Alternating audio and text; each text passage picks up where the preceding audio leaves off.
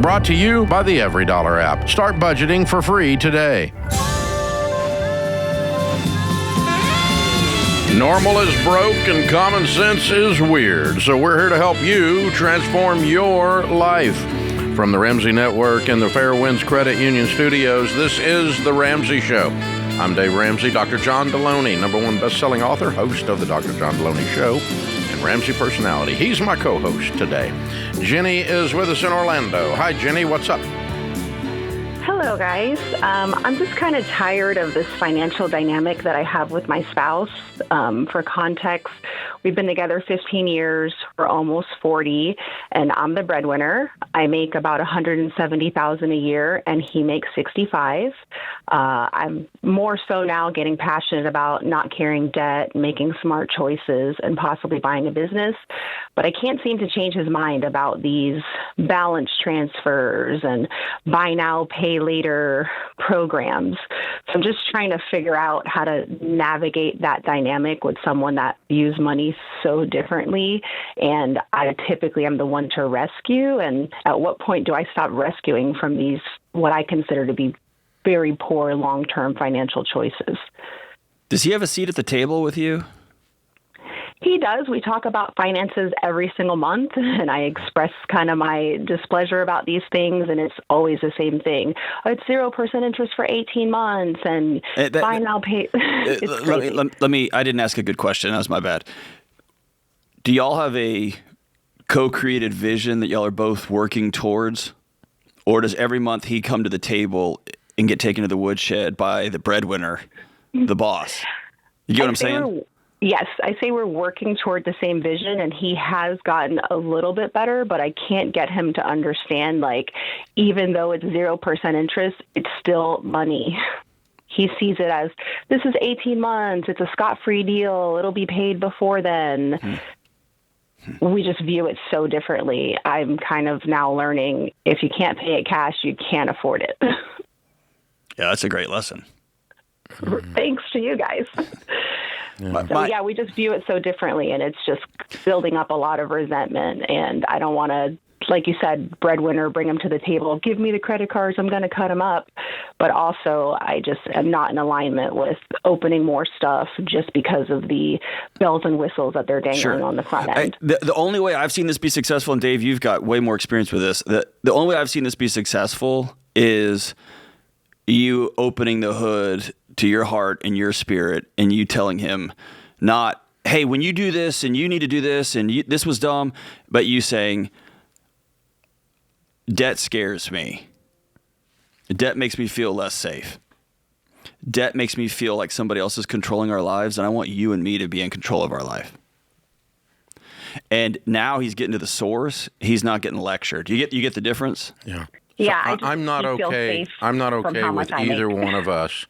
I'm not okay with either one of us making a large money decision without the other one, or in perpendicular to the values of the other one.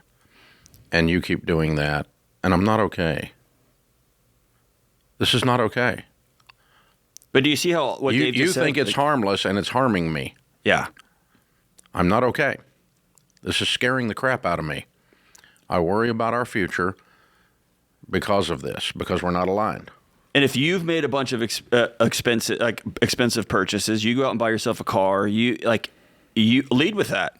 I've made purchases without even talking to you about it. I got excited about this thing without even talking to you about it. And I'm going to own that. But I want us to start to do this together. We've got to build a thing together, because us being on different pages is harming our relationship, because it's terrifying me. Yeah, I think because of how much I make, like, he doesn't see 10 or 15,000 as a lot of money. I see it as money irrelevant. That we owe to somebody. That's irrelevant to the feeling. Yeah. It doesn't matter who makes more. It doesn't matter who makes what. It doesn't matter how much the income is versus the behavior. It's the behavior that's causing me to be terrified. Right. You introduce yourself to us as, I'm Jenny, the breadwinner.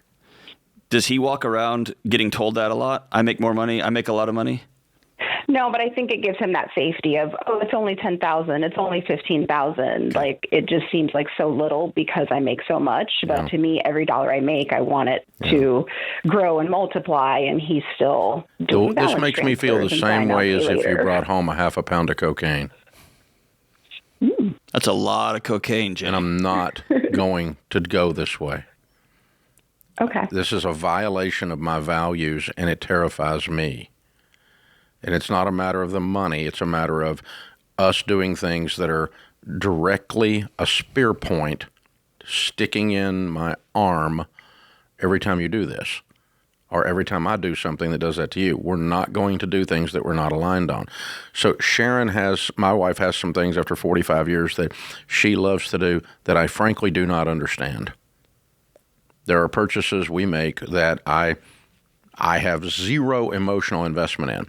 But I can come alongside because I get the point that it's important to her to do that thing. And she gets the same thing with me. She why do you need another gun? Well, because somebody made one. So it does not emotionally, but she goes, okay, it's within it's within my emotional tolerance to do something with money that I don't understand, but I know gives you joy. Mm-hmm. Same thing with her buying whatever, X, Y, or Z, or putting some money in savings a certain way makes her feel different than it does me. Yeah. That kind of a thing. And so all we're doing is serving each other rather than ourselves. Yes. It's selfishness versus, submit yourselves one to another, Scripture says. Mm-hmm. And it's the other one that's hard. Sure. Yeah. You submitting to me is easy. Yeah. Me submitting to you, that one's hard. Yes. And by submitting, it doesn't mean I do what you say. It means I care what you think so much that we're not going to do something that terrifies you. Yeah, and she brought up a great point here that I see couples get sideways on, which is it really matters. She said, I want every dollar to be ROIing, multiplying, and growing. And it sounds like she has a husband who wants to kind of just enjoy the life he's in. And the money just becomes the proxy war where everyone wants to fight. The real issue is y'all aren't aligned on this core value. Yeah. And I don't want the audience to miss what you just said because it's important. You make barely more than $175K a year. I think you sneezed that this morning. But like you and Sharon still talk about purchases. We do not make large purchases or gifts. Right. Without the other one being approved. Yeah. And, and sometimes the approval is laughing. Sure. It's like, but there's knowledge ahead of time and we don't get, it's like, well, let's sit on that a week and pray. Yeah. Okay. That's a fair answer too. Yeah. I don't understand. Why are you doing that? And explain. Okay. I still don't understand. All right. Let's wait a minute. So yes, no, or wait. These are three possible answers. And all tightwads and nerds can't have every dollar behaving with no fun involved. The other person's there to bring the fun. Right. So I think he's your fun person. So you use him for that. He's good for that. And fun people have to realize bills have to be paid every month, which is annoying, right? And we need the other side too. Yeah, there's all that thing that the grocery store wants money for those groceries. Who knew?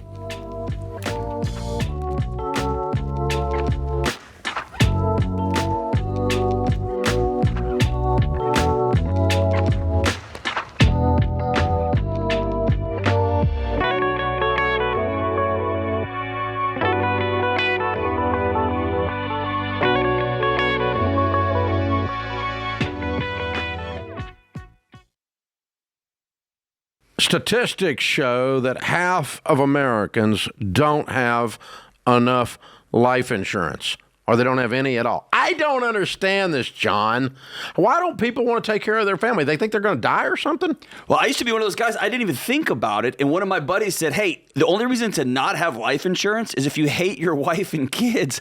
And I immediately went and got term life insurance. That's a gut punch. And, you're telling me, and for decades, Dave, I've sat across people who've lost a spouse, They've lost somebody important to them. Me too. They don't know what to do next. Me right? too. I mean, you're going to have a crisis here. And, you got two options while you're sitting and talking to a young widow. She's concerned about how she's going to invest all this money properly and not mess this up, or she's concerned how she's going to eat tomorrow. That's exactly These are the right. two options. And take care of your dadgum family, man. Term life insurance can replace income, pay off debts, cover funeral expenses, so your family can actually have the opportunity to just be sad. Yeah. To just miss you. That's exactly what it's supposed to be. It's saying I love you to your family. Term life insurance. Jeff Zander and the team at Zander Insurance makes it easy and affordable.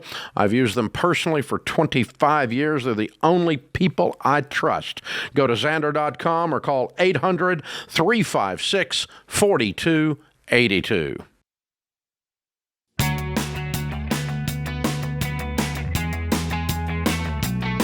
Cody is in Chattanooga. Hi, Cody. How are you? I'm doing good. How are you doing today? Better than I deserve. What's up? Great. Appreciate you taking the call. Hey, I am a first-time homeowner. I bought my house about 6 months ago. I got it on a 15-year, doing biweekly payments, but I just am going through the process of switching to an ARM loan, so a 7-year adjusted rate mortgage. I closed on it today. I've got 3 days to cancel it if I need to, and I feel kind of in my gut like I might have been making a bad decision, and I wanted to chat with you about it. Okay. What was the interest rate on your old mortgage? 5.625. And the interest rate on the ARM is? It's going to be 4.99 for the next 7 years. So five. What was the one you got rid of? Was five what? Is 5.625. Okay. All right. So it's less than 1%. And your loan balance is what? It is, when I got the house, it was 192. So what's your loan balance today? I've managed to pay it down to 168 in the past 6 months. Okay. So 1% is $1,600 a year is the difference. And it's not even that. So it's probably $1,400 a year is your difference. And what was your closing costs on this? My closing costs are going to be about $8,000. So you're not even going to break even. That's what I'm looking at too. And my goal is to pay this off in the next doesn't matter. 5 years. Either your goals are irrelevant on this. It's just a simple refinance calculation. If you save $1,400 a month and you pay $8,000 for that purpose, and the loan's going to be paid off in 7 years, you're not even going to make your money back in interest saved that you paid out in closing costs. Your break-even analysis sucks. Got it.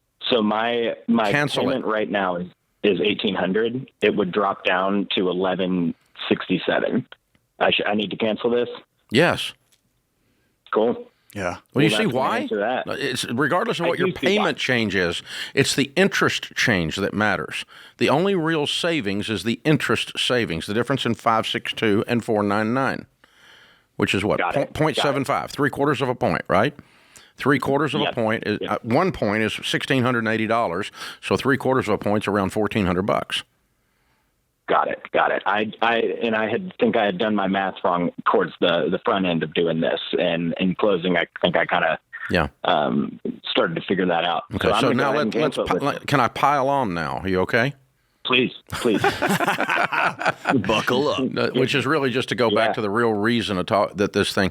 Let's pretend that we had not found that mathematical problem, and instead you just had signed up for an adjustable rate that adjusts one time in 7 years. If you don't pay it off in 7 years, it's going to adjust dramatically. You know that, right? Yeah. Yes. Okay. Yes. And so if your plan doesn't work out, you've got a problem. Yes. Never put together a financial formula that everything. Your plan has to work for it to work. It also it has to work when the plan doesn't work too. Yeah. Because that's the stuff that we teach is the only stuff, common sense stuff, the biblically based stuff. Get out of debt, for instance. Okay, that's the only plan that works when things are good and the plans work out, and when the plans don't work out. Yeah. So you did a deal here that only works if it works, and those kinds are the ones that'll come around and bite you in the butt later. And so you probably would be okay, because if it adjusted to 9 or 10% or something crazy at the end of that 7 years, it wouldn't be much of a balance because you would have paid it way down, but you would not be able to refinance if you were unemployed at that precise moment, which I've gotten that call. I plan to pay off this balloon in 5 years, and in the 48th month, 12 months before the balloon pops, I lost my job and my wife got a cancer diagnosis. And so now our house is being foreclosed on. Well, because you built a plan that only works when things work. Right. And that's what we wouldn't have a show if there wasn't that. I was going to say, like, doctors and lawyers, like, there'd be way fewer of them. And guys like us, if everyone's plan worked all the time. Yeah. Like, the one thing is your plan's probably not going to work like you thought it was. If there were functional families, we wouldn't need people with PhD in counseling. That's exactly right. It's like, if people used a calculator. But most families put the fun in dysfunctional. So, I mean, it's, including mine. So there you go. All right, fun. Victoria is in Austin, Texas. Hi, Victoria. How are you? I'm doing well. How are you? Better than I deserve. What's up? Hi. I am looking to see. I am $227 and $600 in debt, and I'm sorry. Wait a minute. I didn't understand that number. That was a number I didn't. Yeah, what was that number? 300 what? $300,000. Yes, in debt. Okay, and how much of that is your home, ma'am? $255,000. Okay, what is the other $45,000 in debt? It is student loan, mm-hmm. and then I have a car that's $12,000, mm-hmm. and then my air conditioner went out that is $10,000. Your air conditioner went out, and you borrowed to get another one. Yes, sir. That's the $2,000. Okay. All right. The air conditioner go out doesn't put you in debt. It's the buying the other one that goes you into debt. Okay. So yes, sir. And what do you make, ma'am? I make between $100,000 to $150,000 a year. Wow. So if I didn't work any overtime, it would just be $100,000. If I do add overtime to Good that, for it you. would be $150,000. Good for you. Okay, I'm caught up with you now. And your question's what? Would it be smart for me to open up a Roth IRA now, even though I'm still in debt and I'm paying off my debt, or should I wait till I get all my debt off of me first before I open up a Roth IRA? That is an excellent question. And the good news is you're smart enough to know you need to be investing. That's very smart. Yes, sir. Okay. How old are you? I am 32 years old. Okay. So you're already looking out into the future. Good for you. Well done. So what we have found is, after studying this for many, many years and helping millions of people get out of debt and build wealth, and that tens of thousands of them become millionaires, is the fastest way to become a millionaire, the fastest way to build substantial investments is to first get out of debt, because your most powerful wealth-building tool is your income. Now, I'm not talking about your house, but we want to get rid of the student loan and the car debt and the air conditioner debt as soon as we can. And the good news is it's only $45,000, and if you work overtime, you can make $150 and live on $100 and be debt-free in 1 year. You'll be 33 with no debt. True. That'd be pretty cool. But you're going to have to buckle down more than you ever have. Yes, sir. Because you've been a little sloppy. That's how we got here. Yes. That doesn't make you bad. It just makes you normal. But normal sucks. We don't want to be normal. That's right. Okay, so let's buckle down, get on beans and rice and beans, get on a budget, get that Every Dollar app, download it off the web for free, get your budget going, and let's knock these debts out ASAP, and lay it out on paper where you're done in 1 year or less, okay? 1 year less. Yes, sir. I will. That's 45 from 150, leaves me 105 to live on, not counting taxes. You can do that. Okay. Once you focus, because you're a person that focuses, I can tell. But now that you're paying attention, now that you're awake, game on, okay? Game on. Okay. All right. And you can do this. And so then what's going to happen is what you used to pay on car payments and student loan payments, when you start putting that into an investment, that amount alone will make you a millionaire before you retire. Yes, sir. So and to pay the 45 off and then open the ward. Yes, ma'am. There you go. So we teach a process for getting out of debt and then building wealth. We call it the baby steps. And again, millions of people have done it. I'll send you a copy of the book, The Total Money Makeover, as my gift. And it shows you exactly how to work those baby steps. And don't make up your own plan, Victoria. Do the one we have that works. It's proven. Right. It's proven. It's not because somehow we just dreamed it up. It's millions and millions of people have done that. I've sold 20 million of those books. So we know this is moving the needle. And you're awake now, so game on.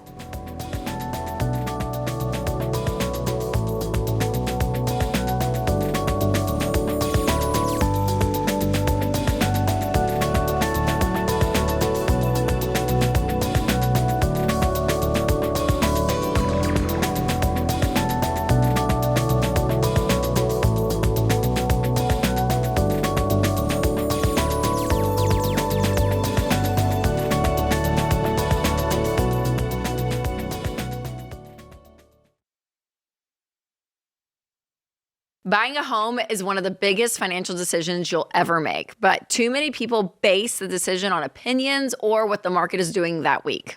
Churchill Mortgage has been our trusted partner for over 30 years because they do things the Ramsey way. A lot of people think buying a home starts with going to a bunch of open houses. But if you're buying a home the right way, you start with a budget and a trusted guide like Churchill before you even think about house shopping. Churchill will show you the real numbers, not what a bank will approve. Buying before being ready is how people end up house poor and stressed out.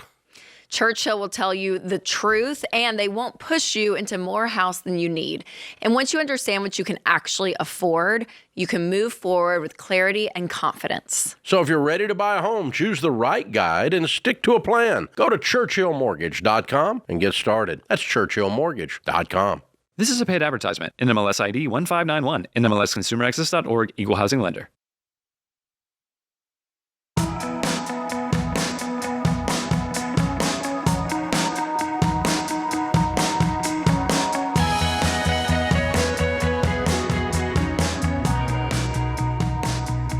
So I'm really starting to, I was mildly amused with AI to start with, but I'm really starting to love it. Once I understood this one basic thing about AI, here's something you got to understand. So AI obviously generates an answer for you. You pose an answer for it. But the only thing it can answer from is the data that you give it access to. And so if you control the data inputs, you're controlling the outputs.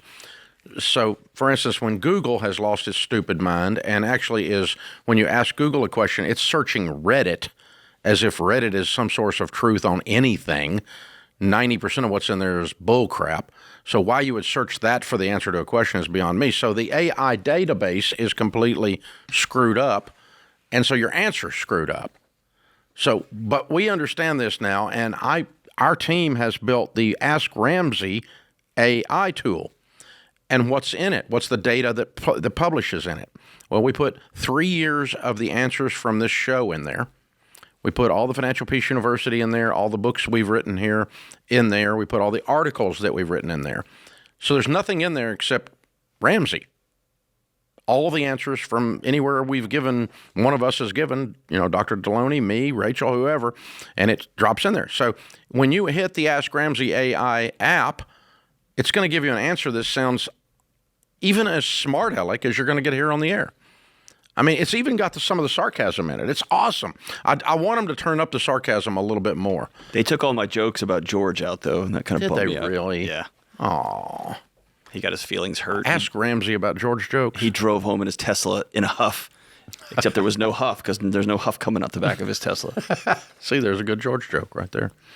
All right, so here's we get questions, and we always go down, and because you need to check this app out. It's at RamseySolutions.com. It's free. Ask Ramsey. If you can't get through on the air here, which nobody can because these lines are jammed all the time, you can just go over there and ask Ramsey. So here's the number, and we always come in and give you the number one question of the day, of the week. So the number one question this week are, what are the top pitfalls to avoid when budgeting? So I read an old Zig Ziglar quote this weekend that said, "No one accidentally got to the top of Mount Everest." I always say no one accidentally won the Super Bowl. Winning is an intentional act. And so if winning with money is an intentional act, what are the tactical things you do? Budgeting is the main one. You tell your money what to do instead of wondering where it went. You give every dollar an assignment every month before the month begins. And that's how we even named the app, the budgeting app, Every Dollar. Okay? So top 8 pitfalls to avoid when you're doing your budget. Make sure you give every dollar a job. Now, this is not your checking account balance. This is your budget. And so can be no money left over. If it's left over, you need to have a category that's called leftover money. So at least then it's got a name. But it should be going to miscellaneous or fun or debt reduction or to something, right? So no money left over. Now, money left over in your checking account is good. You need to leave a little slush in there. But your budget should go to zero every month. The second one is then you guess at it. You do a budget and you don't follow it. You just go, I kind of thought No, you got to go, like, this is how much we have for groceries, and we're not buying more groceries than this. We run out of groceries after this day. And so, period. Then the other one was we ignore the 4 walls. We don't take care of the important stuff first. The important stuff is groceries and utilities and housing and utilities and transportation. Another one is you let debt steal your momentum. Letting more debt in, or refusing to sell something that's got a bunch of debt on it that's got you stuck, and so you can't get the math to spin and you can't get any margin to start to make some process. You need a miscellaneous category. Everyone needs a miscellaneous category. You need a his and her spending category that's small, but it's unaccounted for. It's just money you can blow, money you can get rid of. You need to be budgeting, and this is the biggest one, with your spouse. So the two of you sit down, even if it's for 15 minutes, even if it's for 2 hours with the kids in bed, we go over the budget, we both agree to the budget, and then we freaking stick to the budget. This is our contract. This is an agreement with each other. We pinky swear and spit shake, we're doing this. When you budget with your spouse, you are agreeing on your fears, you're agreeing on your values, you're agreeing on your dreams, and when you agree on that much stuff, you're going to have a level of unity in your relationship you had no other way. Another thing is, if you make a mistake and have a bad month, people quit. Don't quit. Get back on the horse.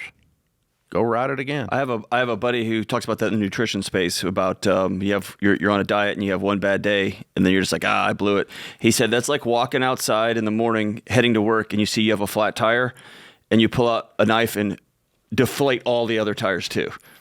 He's like, fix that tire and get on to work. And when he said it like that, I was like, oh yeah, that's dumb. Okay, so I had pizza. I'm going to get back on in the morning. Yeah. Just get back with it. So you messed up. You're human. Oh no. And here's the thing. You have to adjust for irregular expenses. When you first do your budget, you suck at this. You've never done it before. It's not going to be right. Your first 30 days, you're probably going to have some emergency budget committee meetings and adjust and raise one category and lower some other ones by the same amount because it's still got to equal zero.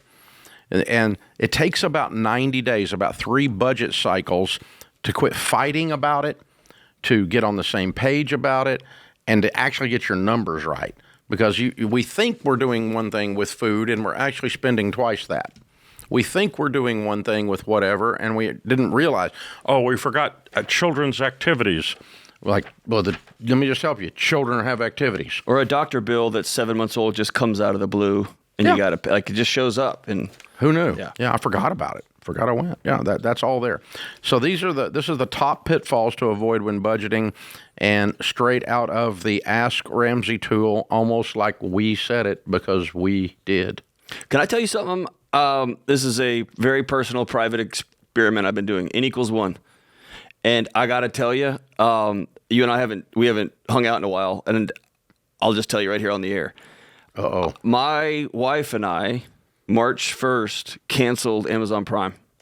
Ooh. And the second thing is I said for the month of March and the month of April, I'm going to go old school and just use cash. And at every transaction? Wow. In fact, today was the first thing I've spent with a card to get gas. Because it's April, yeah.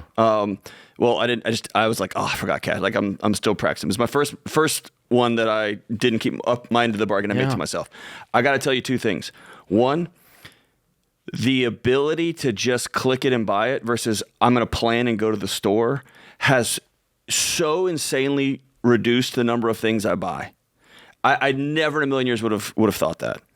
The second thing is, I just thought like, oh, I need those socks, or I need that thing, or I need those light bulbs, whatever. I'm just going to click, and they just mail them to my house. When I have to get out and go to the store and plan, I just buy less. Like, we don't need that right now. Well, you forget it. Or the socks I got. Yeah. The second thing is, you've taught this for years. As I'm just putting over cash, it is painful. Yep. It sticks in a way that just waving my phone over the little beepity beep thing, it is causing me to rethink all the stuff I buy. What gas costs. In a very visceral way. And it's a reminder at how the credit card companies, the tech companies, in an effort to make everything comfortable and quote unquote reduce friction, have taken away our internal like metric system for this hurts. Do you really need this? Do you want this? Yep. And man, I do this. I'm with you on this show, and I've been shocked at how my spending habits, frictionless habits, have taken over. Well, and your psychology brain is probably in overdrive. Oh, dude, it's cooking. You're melting down analyzing all this. Well, I'm trying to connect what I'm feeling versus what I'm doing, and man, that bridge is. I need a lot less stuff, and man, using cash really. Now, the other thing is, you cannot replace the weird looks you get when you pay cash for things. I did have one exchange where they're like, well, they were looking around at me like I was handing them a snake, and I said, hey, that's all I got. So if y'all don't take like money, I'm gonna have to. And they're like, no, you can do it. We just gotta. I don't know how to open the drawer. I mean, it was a whole thing. I felt like I rode up to like a store on a horse. You did.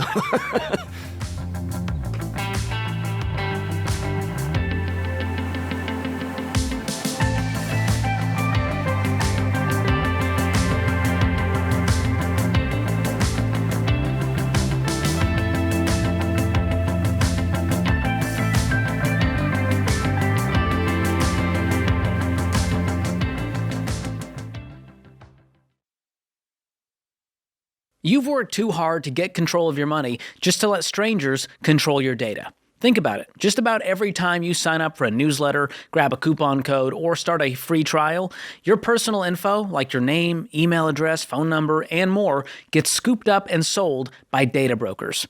Here's the deal. Freedom isn't only being debt-free. It's also being free from companies cashing in on your data.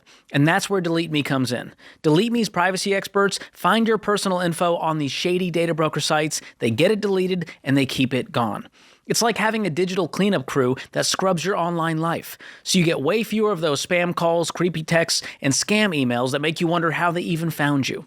Guys, the less noise in your digital life, the more time you have for what actually matters. Because when you protect your privacy, you protect your peace and your freedom. So go to joindeleteme.com/Ramsey to get 20% off their annual plans and take back control. That's joindeleteme.com/Ramsey.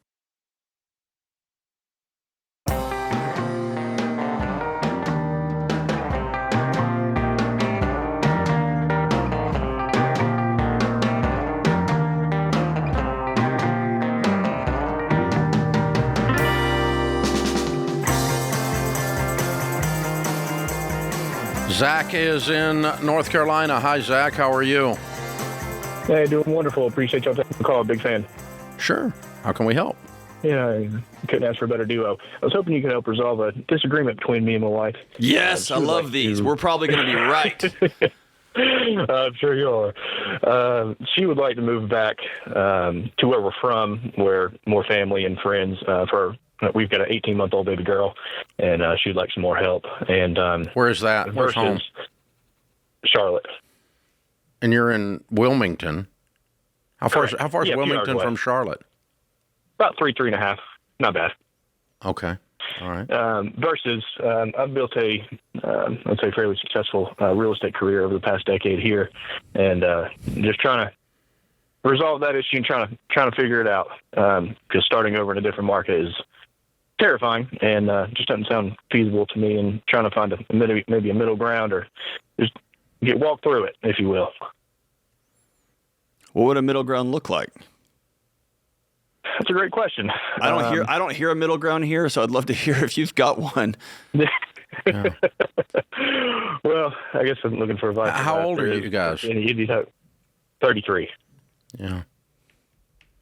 33. Okay, and you've been in this market for 10 years. Yes, sir. 13. Wait a minute, has she been there 10 years? 6. We've been here. How long y'all been married? 6? We're both from. Yes, sir. Okay, all right. So the baby is the thing that caused the change, because there was probably no big deal before that, right? Well, Mike, I would bet the opposite. Has this been brewing for a while? We don't have any friends. I'm kind of all alone while you're out running deals, and then the baby just brought that all to the surface. Yeah, you pretty much hit the nail on the head. Okay, all right. Because that story, like, there is the draw. I want to be around family. I want all of the family's chickens, in the same roost. Like that's common. I totally get that. But just listening to you talk about your career, like, that makes me think she is rapidly feeling like she is living a life that she doesn't like living. Yeah. Y'all have created a life that's mostly about you, and she doesn't like what y'all have created together. Yes, sir. Yeah, we got my folks here, but that's not enough, and she doesn't have the village that she needs. So, okay, just having a hard time with that. Okay. So is the fear all market based, that you have this job, it's comfortable, you know how it all works, and the thought of starting over again at 33, which, by the way, you're not going to be starting over, but it feels that way, and I get that. Is that what makes you nervous, or do you also not want to live there? You don't want to be around her family. You don't want to be around her old friends. Is that part of it too, or not really? Well, a little bit of a combo. Not that I don't want to be around them, but I don't know. It's just been taking so long to get where we're at now, and just starting over is extremely overwhelming. Yeah, I would sit down with a good marriage counselor and keep talking about this for a while. To keep yourselves from getting too entrenched. And then I would probably throw out the challenge of 2 things. And this is just old guy talking, and then I'll let the real psychologist over here answer the question. But number 1, going back, you can't ever go back home. I drove through my neighborhood that I grew up in the other day. It's not the neighborhood I grew up in. Yeah. It just is the neighborhood I grew up in, but it's not the neighborhood I grew up in. You know what I'm saying? Things have changed. And her old friends have changed. And the comfort she thinks she's going to get from being near her mother is not as much as she thinks it is. And so she's painted this romantic picture of how she's going to step back into all of this connection that she used to have, and none of those people are the same, and most of them aren't still there, and some of them you don't even want to be connected to. And so it's a false picture to a large degree. This romance of this is going to be, it's all unicorns and Skittles over there is bullcrap. Okay, that's my opinion. You just can't go back, and so I visit my old whatever school, church, whatever. I walk in there and I'm going, what were we doing here back then? A common refrain that you'll hear me say all the time is, wherever you go, y'all are going to go with you. Exactly. And so if y'all have built a life where she thinks you work too much, she feels alone inside her own house, y'all sit by each other on the couch and you're scrolling on your phone, checking deals, and she's trying to connect with you, but she's on her phone. Zip code doesn't matter. That same dynamic's going to end up Yeah. there. The second thing I would propose is, with the help of a therapist that's keeping you guys nimble and flexible and talking and understanding each other's needs as you're going into this, is I would go on a hardcore 6-month experiment to build community. Plug into a church, invite people to your house, invite neighbors to your house, invite church people to your house, invite work people to your house, have dinners, develop some friendships. You're not friends with anybody because you've not been friends to anybody. And no one initiates in this stupid digital culture anymore. And if you all would initiate, you're probably going to have more friends in 6 months than you would ever have in any other location. But you need to work at the friendship and community building thing because you've spent 0 calories on it so far, both of you.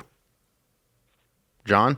Agreed. Yeah, and the layer underneath that one is, I think there's some real power in sitting across the table from your wife and saying, if this is true, don't say it if it's not true, but over the last 6 years, the market's been up and down. 6 years ago, you were living high, right? And in the last 4 years, you've been grinding it.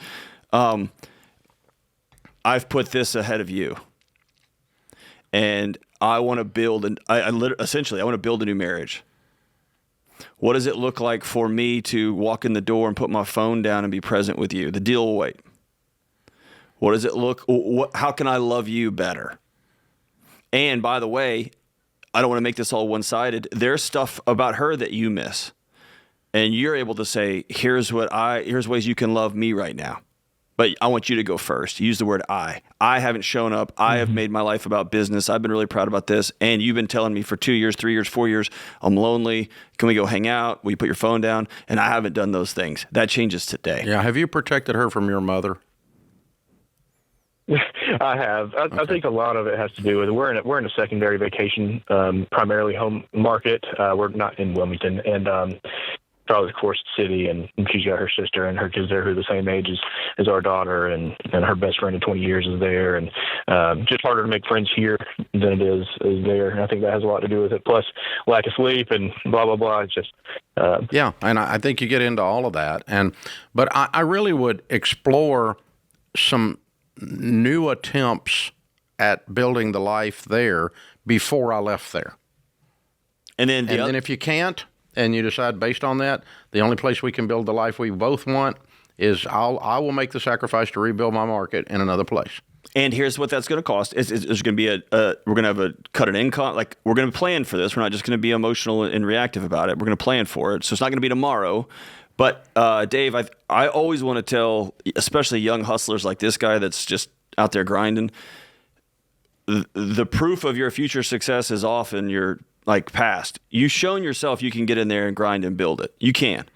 And so to say, I won't be able to, it's not going to happen, I don't think that's true. It's terrifying. It's scary. And he doesn't feel like he needs to, he doesn't feel like he has to if she just had friends. Or her sister, or her cousins, or her nieces, and all that kind of stuff. But I love the idea of y'all two sitting on the same side of the table and putting the problem on the other side of the table and making sure, like Dave said, y'all don't come apart at the seams at each other. It's you versus me. One of us is going to win this. It is, how do we build the life we want? And that includes, how do we want this house to feel? Where's this going to be? What's it going to look like financially? Who do we want running around our house? So we did this, John. Okay. 45 years ago. What's that? When I got married. My wife came 3 hours from her family. Huh, yeah. Moved into a city where she knew no one. We did this. Yeah, we did it what too. We did. And we did exactly what I said just then. Yeah. That's exactly what we did. And she's never one time said she wanted to go back home. But we built community.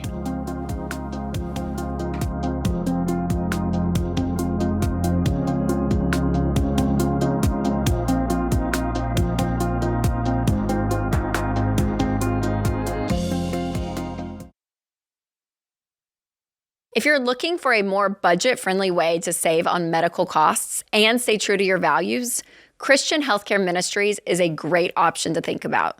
CHM is not health insurance. It's a health cost-sharing ministry, a biblical, community-based way for Christians to share each other's medical bills. That means no enrollment deadlines, and you can choose any doctor or hospital you want. That kind of freedom is big, especially if you're self-employed, between jobs, or you just need something that fits your budget better. CHM has been around for decades, faithfully serving the Christian community. And many members save hundreds of dollars a month compared to traditional health insurance. And that margin gives you breathing room when you're working the baby steps and trying to steward your money well. And right now, CHM is offering new members a 50% credit towards their first month of membership. Get started at chministries.org/budget and use promo code Ramsey. That's chministries.org/budget and promo code Ramsey.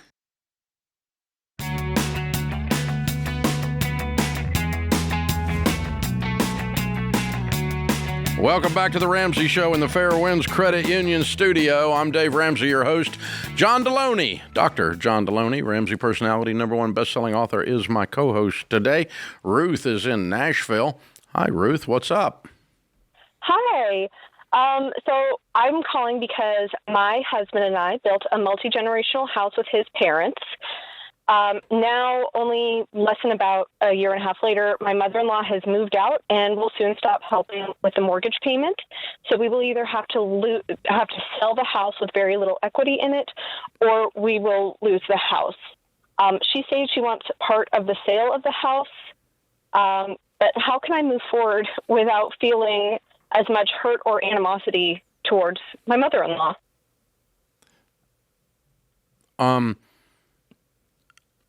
Could I venture a guess that before any of this was done or signed up for, you had a bad feeling about it? Yes. So you're really mad at yourself? There's a good part of it that I am mad at myself. Yeah. Yeah. What happened? So my husband and I came up to my in-laws with the idea to build a multi-generational house back in probably late 23, early 2024. His dad had a stroke back in 2008 and was in poor health.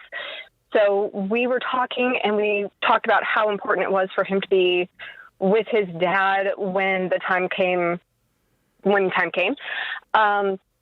And so we brought up this idea with them, and we were very clear. We had a budget of $1,500 for our half of the mortgage, so whatever we chose has to fall within that. It ended up, like with building, ballooning a bit, and we ended up with a $3,600 payment, rounding up. And so they said that they would cover, whatever we could not cover with the $1,500. We moved in September of 24, and by last June, so of 25, my father-in-law passed away. And it was very, as painful as it was to be there, it was also, I would never take that time back. It was kind of what you signed up for. Yeah, that's good. Exactly. That part's good. Yeah. Exactly. So did you put equity into the house? Me and my husband put about 100, maybe a little over 100,000 into the house. And it won't bring enough for you to get your 100 out? We may just get our 100. So we put in 100. His parents put in 100, but it was like a $660,000 house. So would there be enough to get her 100 and your 100 out? Probably not both of our 100. She has, we're hoping to get close, but she has since started dating a guy in mid-July and moved in with him in August.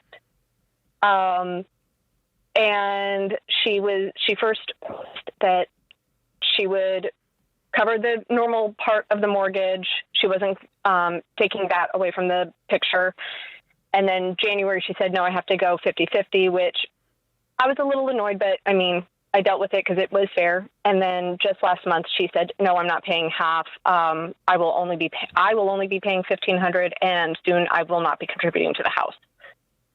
But I assume there's no written agreement, right? No. Okay. Just her text messages saying this is what is happening. So the reality is the house is gone. Yeah. So sell it immediately, and deduct what she promised to pay everything above $1,500 originally. And whatever she doesn't keep her promise on, deduct that from her half of the proceeds. Okay. To make the deal fair, to make her, she's going to honor her word. I'm just taking it out of her hide. And, but there's so much to be disappointed in with this lady, but none of it is your fault, and none of it is anything you can do about. But really, I would be so disappointed with her in all things except the house. There's just so much that there's wrong about everything. It's just sad. It is. So, here, let's walk away. Let's walk back. Then the house is gone. You have roughly your 100 in your hand, and you go start the next chapter of your life. And then the way I would quantify that, and I may be over-compartmentalizing so that my psychologist over here may correct me, but the way I would do that is I say, okay, whatever money I lost, whatever tears I have shed over the stupidity of this deal was worth it for that precious 6 or 8 months and to be there when Pop passed. Yeah. And that was the cost of that. That's what it cost me to have that. Right. I traded this for that and then leave it there and walk away emotionally, put it in the rearview mirror.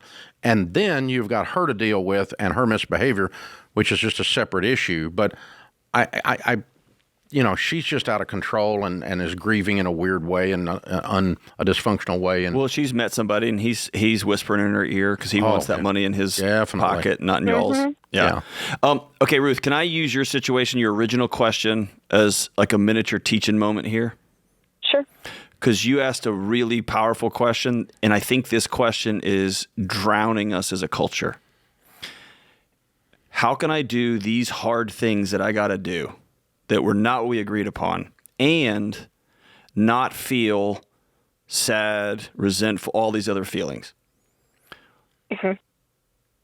All feelings they're digital billboards as you're driving down the highway of life. They're giving you information. And if you think of them that way, they are powerful and they're important data, but their job is not to tell you the truth. It's to keep you safe on this road you're driving on called life. And if you were driving down I-65, we're all here in Nashville, if you're driving down this main artery highway that goes through our town, our city, and you said, I want to avoid all signage, right? That would be a nightmarish ride. You would never get where you actually want to go. And so what I want to tell you is, and everybody listening, and this is the pot talking to the kettle. I'm a big emotional, big feeling guy too, is I want us to all collectively stop trying to build lives where we try to work around feelings. Let's go right through the stinking middle of them. Yeah, if you're going through hell, keep driving. Right. Yeah. So I'm gonna feel sad. I'm gonna feel frustrated. I'm gonna feel XYZ. This is what maturity is. This is what emotional regulation is. If you want to be a nerd, it is. Can I feel this thing and then do the next right thing after that feeling? And it doesn't mean that your feelings are wrong, bad. I don't judge feelings anymore. Have all the ones you want. What I'm gonna look at is what's the thing I did next after that feeling. And so be heartbroken, be sad, be pissed off, be all those things. And still sell the house. And still sell the house. Yeah. And still execute on the proper way to handle the money at the transaction at the sale of the house and all of that. Still choose to, I'm going to draw up a contract with this woman as we sell this house or whatever. And still, next time I have a bad feeling about a deal, I'm going to listen to it. I'm going to listen to my my dad used to say, when the bell rings, the bell's ringing listen to the bell. It's ringing. That's a great line. Yeah, listen to it. Listen. That doesn't mean it's right, but I'm going to at least listen to it and talk to it. When in doubt, don't.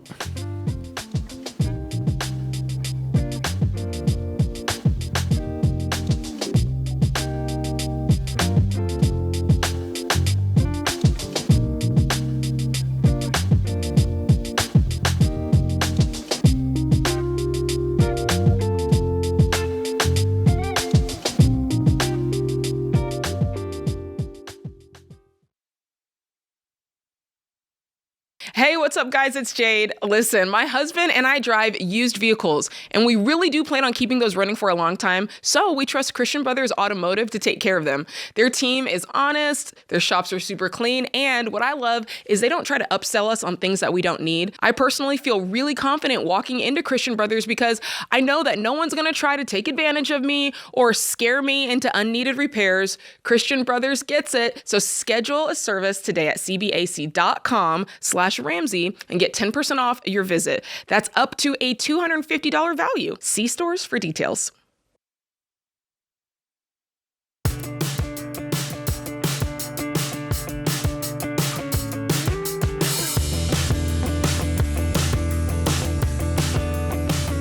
Thomas is in Dallas. Hi, Thomas. How are you? Good. How you doing, Dave? Better than I deserve. What's up? Hey, so I'm basically a subcontractor working for a company. I have to be doing a lot of driving, need a personal vehicle. Right now, my boss is lending me one of his. I currently have a broken down truck that needs an engine, probably around a $5,000 fix. If I get that fixed, my boss will give me the equivalent of a 20 to 33% raise across the board on my job. the question is whether or not to take out a loan to do that. And then since right now, the income that I'm getting fixed pretty good, so I can literally. What are you doing? What's that? What do you do for a living? I clean swimming pools. Okay. All right. And so a $5,000 or a $6,000 truck will get the job done as long as it runs and gets you there, right? Well, so I currently have a vehicle that is broken down. It needs an engine. I know, you told me that. I don't want to fix it. It's crap. I'd rather just buy one that's already running. Okay. So what can you sell that piece of crap for? That salvage, $1,000, $1,500? Not quite sure. I haven't priced that yet. Yeah. Okay. What kind of year model and what truck is that that's sitting with no engine? 2001 or maybe a 2003 Ford F-150. Okay. Yeah. So you can buy that car with an engine running for $5,000 or $6,000. Yeah. Okay. And what are you making? How much do you make before he gives you this 20 or 30% raise? Net is 33.5. Gross is 30 after my 1099 taxes. $33,500. Yes. Okay. I'm making about Yeah. Okay. And so a 20% raise is $7,000. Does that sound right? Yeah, 20% of 33. Okay. Mm-hmm. And so, so you break even after 1 year. Okay. If you spend $7,000 to get a truck, and he pays you 20%. How long have you been working for this guy? Well, so he's the one that trained my dad. I've been working for my dad for ever since I'm 20. I'm 28. I've been working for my dad off and on since I've been 15. I recently had a life destruction event and have started working last week. Back in this job that I have, what's a life destruction event? I had a mental health crisis. During the mental health crisis, there was family violence happening between me and my wife. I got put in prison for that. Even though in Texas there's supposed to be provisions for helping people with mental health, to not just put them in prison, but that didn't happen with me. So, okay. How long were you away? 2 years and a month, and then I got a violation and was back in for another 5 months.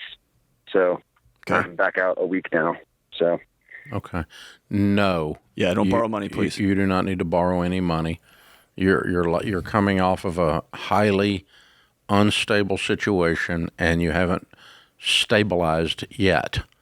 At least we don't know that. We hope you have, and you hope you have. Uh-huh. Okay. If you told me this was all 3 years ago, it might be a different discussion. It wouldn't be a discussion about borrowing money. It would be a different picture.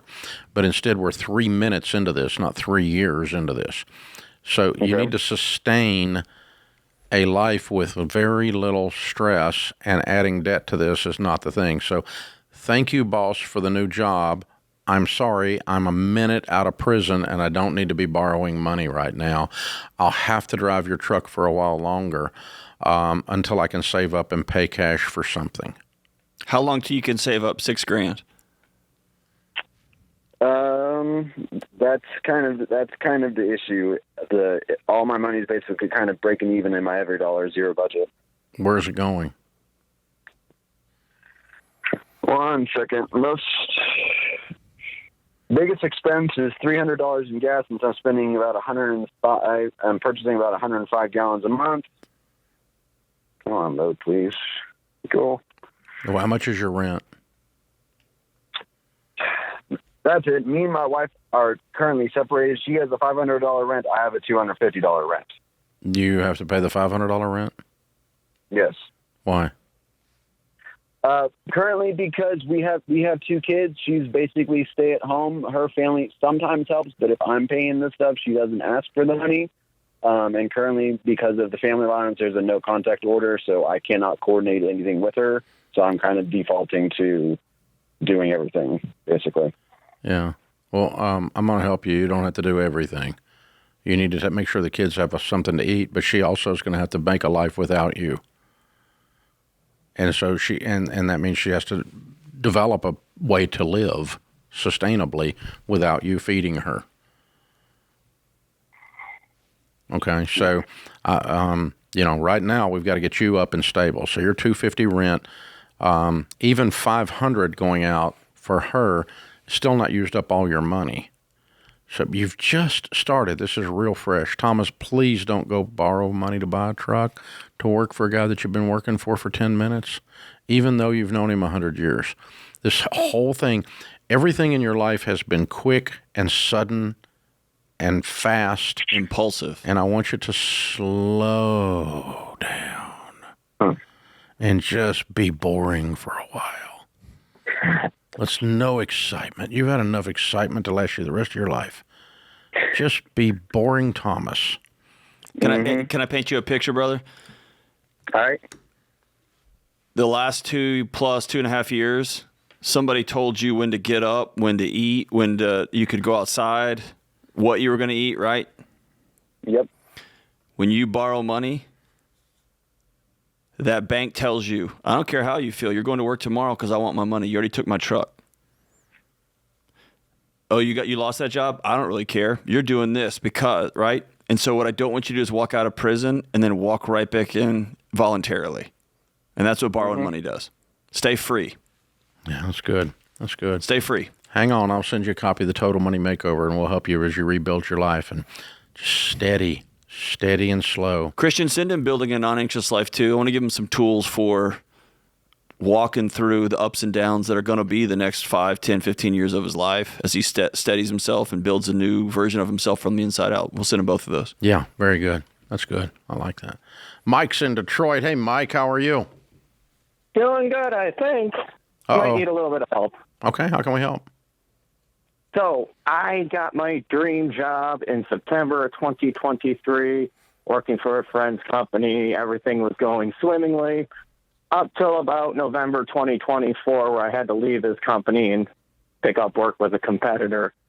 While I was working for him, I was working to get myself out of university debt, education debt, and get my feet underneath me and be as independent as possible and save up money and everything else. Unfortunately, I had a lawsuit that I had to file against that employer, and it took everything out of my The old friend or the second one? Old friend. Old friend. Why? You only worked for him for a year. Well, I was working for him on and off for about 9 years, kind of. No, but the dream lasted a whole year.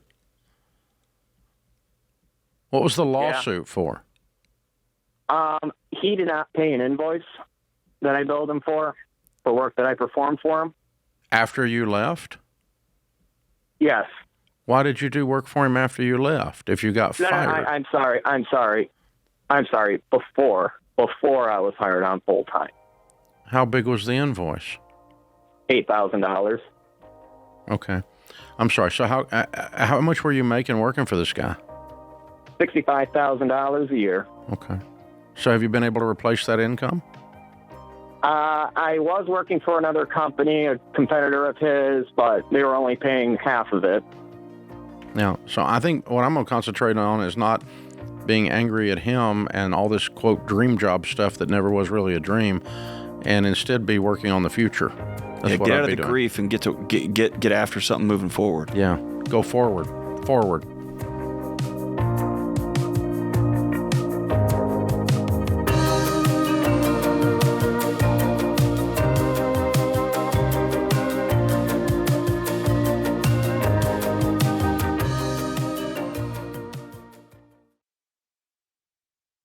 When you're drowning in credit card debt and collectors start threatening lawsuits, a rep from some call center debt relief company can't protect you. A lot of so-called debt relief programs leave people wondering, am I actually protected if I get sued? When all you've got is a legal plan added on as an upsell, of course you feel stuck. But Guardian isn't another debt relief company.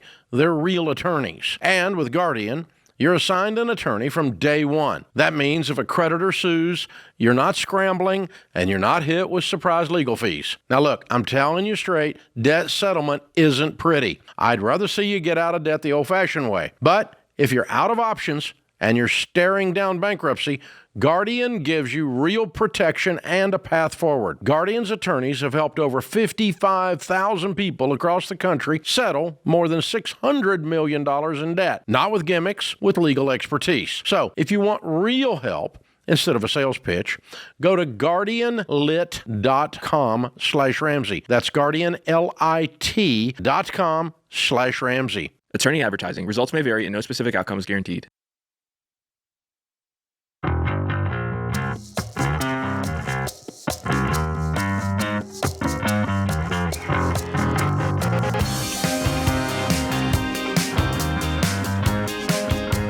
When it comes to your money, you ever feel like a rat in a wheel, run, get nowhere? Have a heart attack and die? That's my life? No, that's awful. Don't do that. That's gross. No. If you're tired of working hard and having nothing to show for it, that's normal. But normal's broke. You don't want to be normal. We want to be weird. You don't have to live that way. Our Every Dollar budgeting app will help you find extra money every month on a personalized plan to get out of debt, become wealthy, and outrageously generous. In just 15 minutes, you're going to find thousands of dollars in hidden margin. You're going to feel like you got a raise. Works every time, boys and girls. Don't be normal. Live like no one else. Start your Every Dollar app in the App Store or Google Play. Portland, Oregon. Leslie is calling. Hi, Leslie. How are you? Hi, good. How are you? Better than I deserve. What's up? Thank you for taking my call first off. Sure. So my husband and I have 3 kids, and our oldest, she's 16. We share her with his first wife, and she's 16. And we want to know, our question is, should we help pay for her driving school? Who's paying for her insurance? Mom. Okay, so you paying for driving school gives Mom a discount. Yes. Why is Mom not paying for it? So that's kind of where we're at, and we also want some advice on how to navigate that conversation. How to navigate the ex? Yeah. No, we're not that smart. I didn't have that class in grad school. That's a tough her one. mom did kind of this shady thing last week. She had our daughter text my husband, say, can we talk? And then when they finally got to talk, she said that they were waiting on us to start driving school, but we are going through our own. We just started the Every Dollar app. Like, we're trying to get debt free.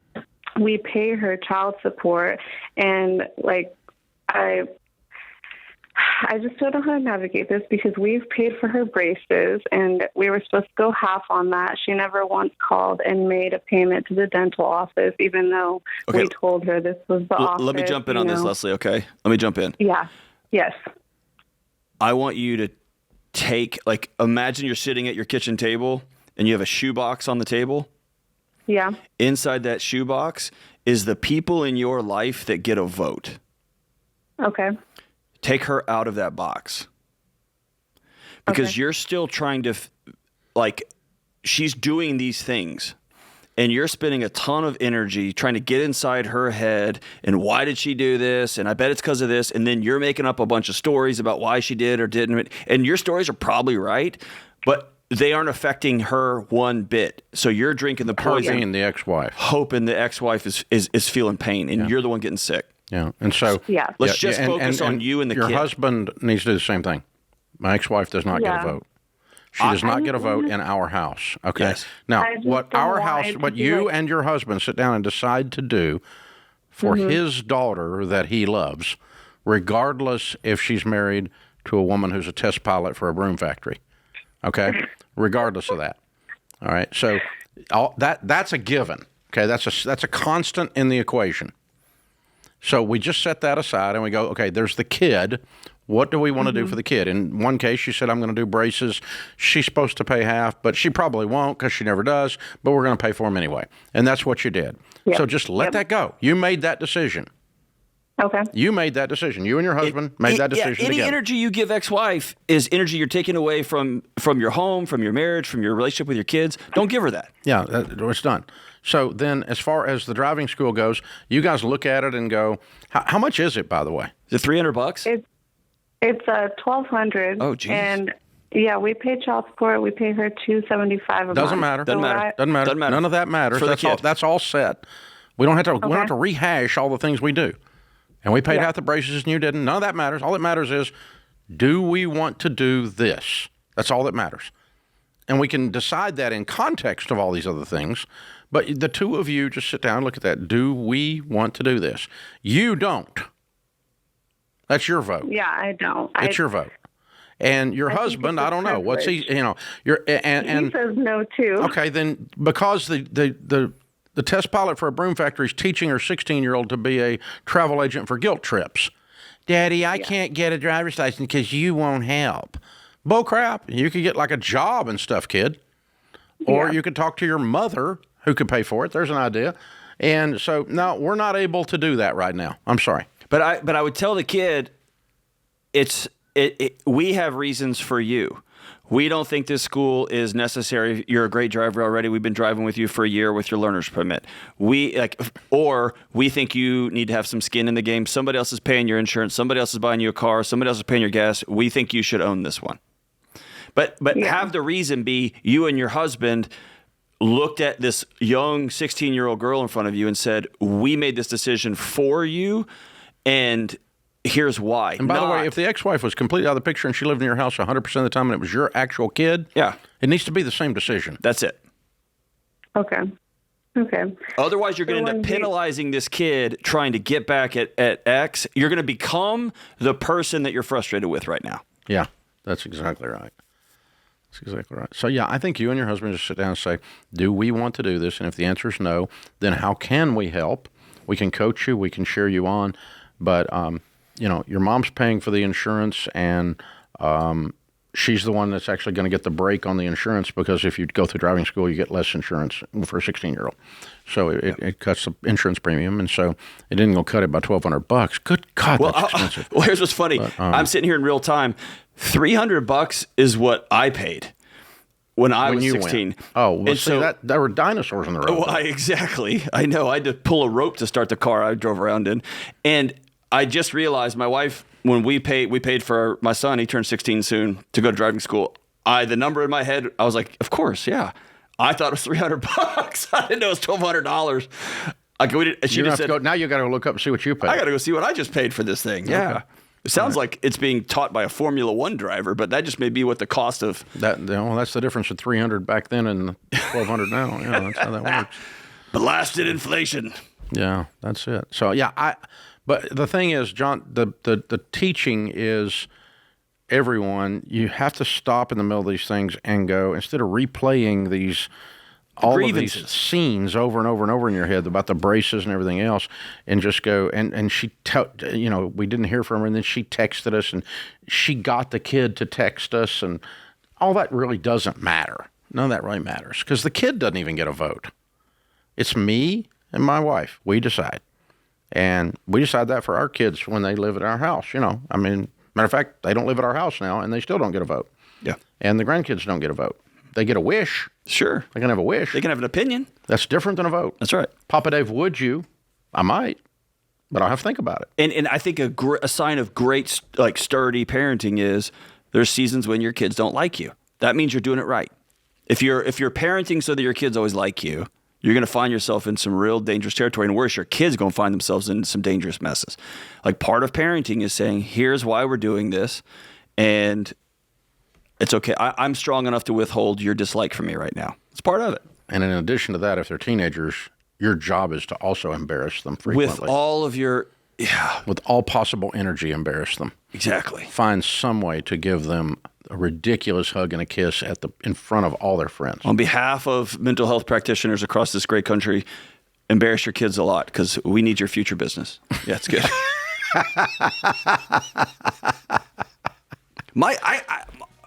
Dave, I don't know what to do. My daughter's in 4th grade. I can embarrass her by just smiling. My son is seemingly impervious to embarrassment. He has this, I wish I could bottle it up and sell it, because I would be richer than these AI guys. It's amazing. I make a joke, and he's just like, I hope that felt good, Dad. And I'm the one like, ooh, that was... Hit the ball back across the other night net. at the dinner table, I made a crass joke, but it was a good one. And you don't know shame until your 15-year-old looks at you without a smile and goes, Dad, when are you going to grow up? And I was like, oh, man, well played, son, well played. Ooh. And he was right, too. That was the worst part. Ooh.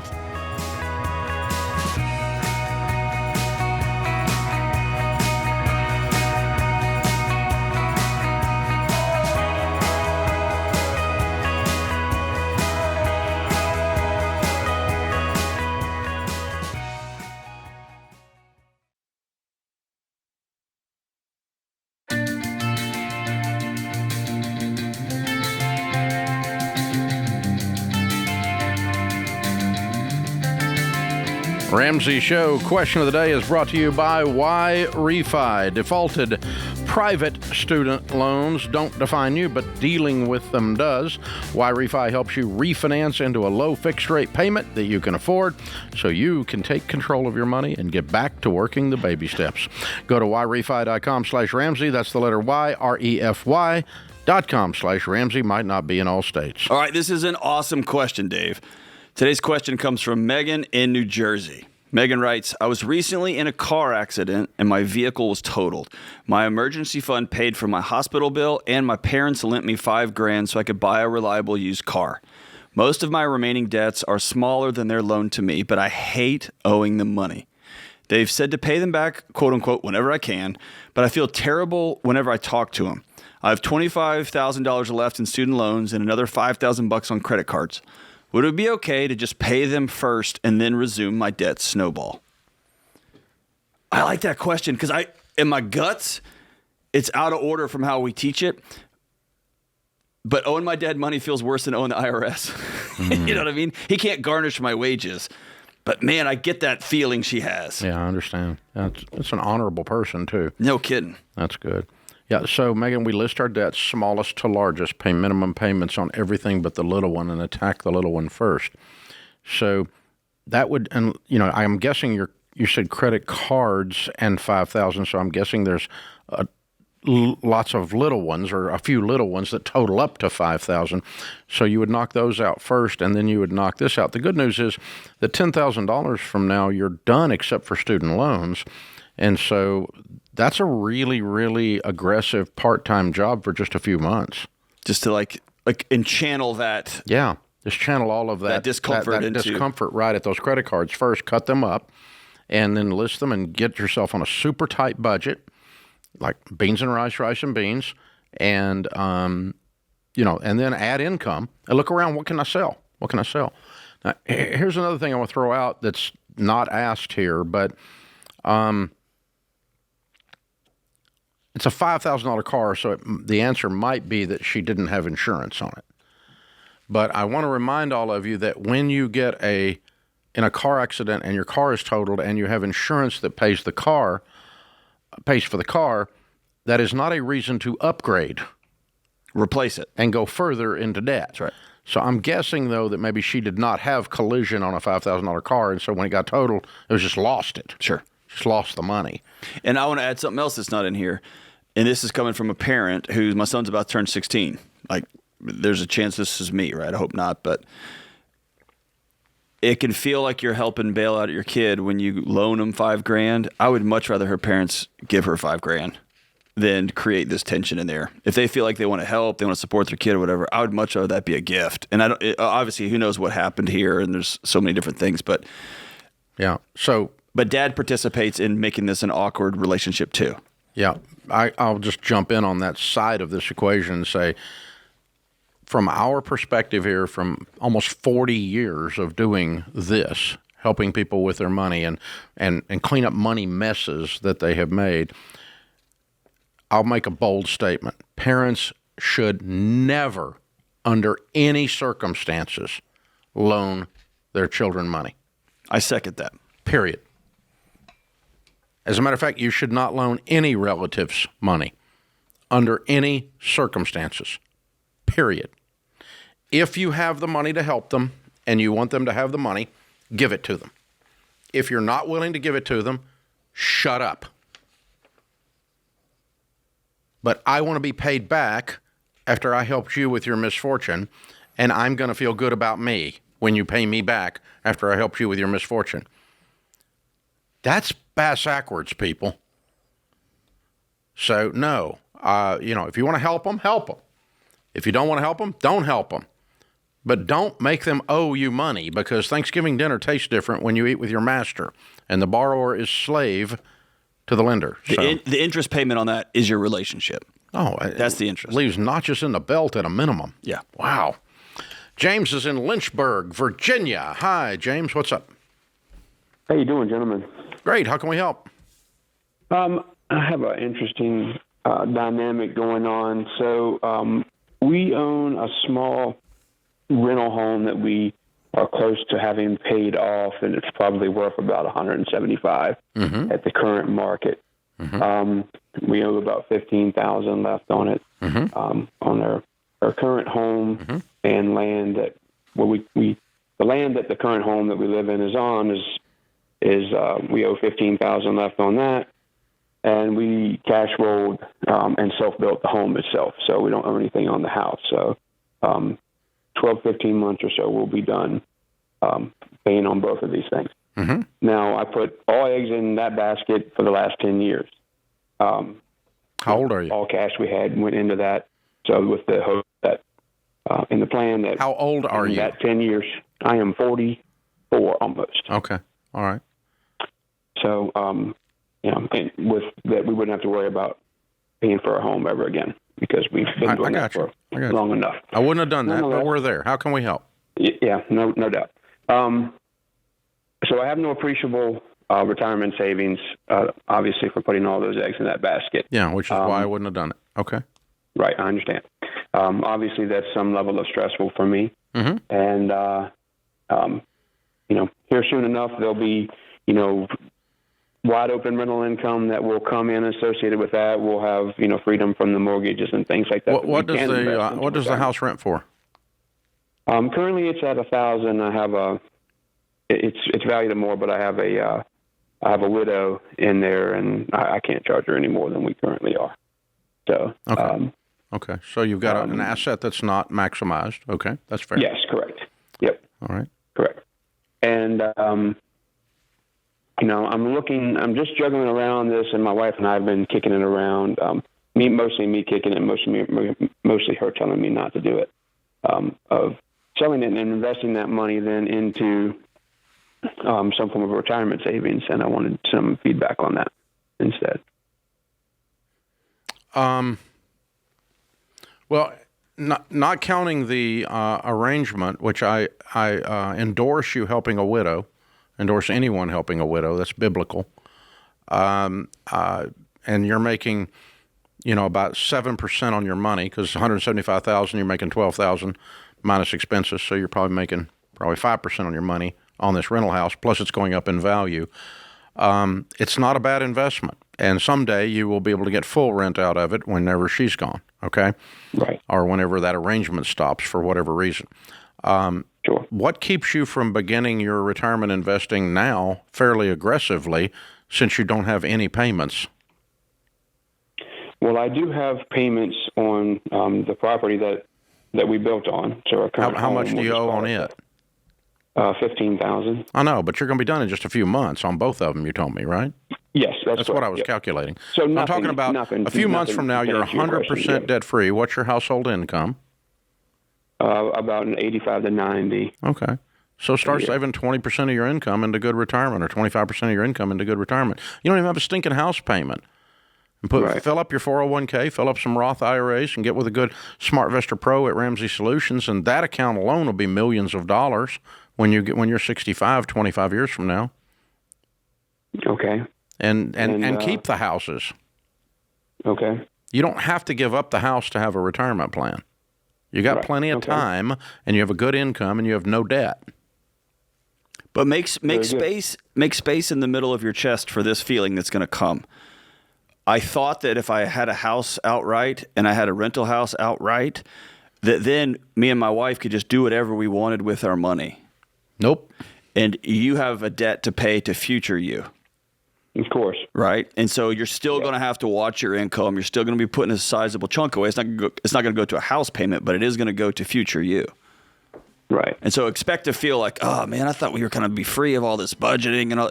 No, man, we still got to stay tight on it because we're going to get 85 or 90 years old one day. Yeah, as the same intensity you were using, or maybe not quite as much, to clear up these two mortgages, we're just going to turn most of that cash flow and some of that intensity into a retirement planning system, into 401ks and Roth IRAs with your SmartVestor Pro, and promise you, dude, that's going to be millions of dollars, that one thing alone.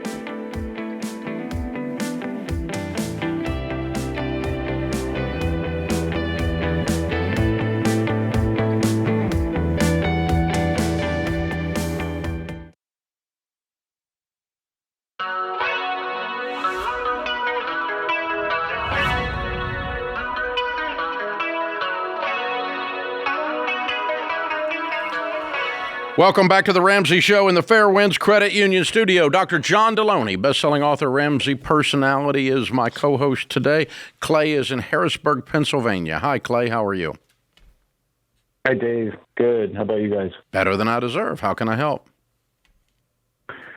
Yeah, so just kind of really overwhelmed. Don't really know how to attack my debt. A majority of my income is going to rent and a car. And I need both of those things. I need a place to live, and I need a car to drive to work. So, yeah, just need help getting out of here. Gotcha. What do you make? I make about $2,200 a month. Okay, I think we found the problem. What do you do? Yeah. So I currently work in construction. Mm-hmm. How old are you? 33. And how much do you owe on your car? It's a little under $20,000. Mm-hmm. Okay.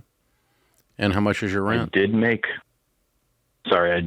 a little bit more, but a portion of my wages are going to some tax debt and student debt. Yeah. Okay. And how much is your rent? $750. Okay. All right. Currently also dealing with a pest issue that's taking up some more of the income. A pest issue? Yeah. That's why you rent, brother. Your landlord would be taking care of the pest issue. Yeah. Says it's on me. But, yeah. It's like, there's not an easy way to say this. You got to make a lot more money. Okay. What do you do on a construction site?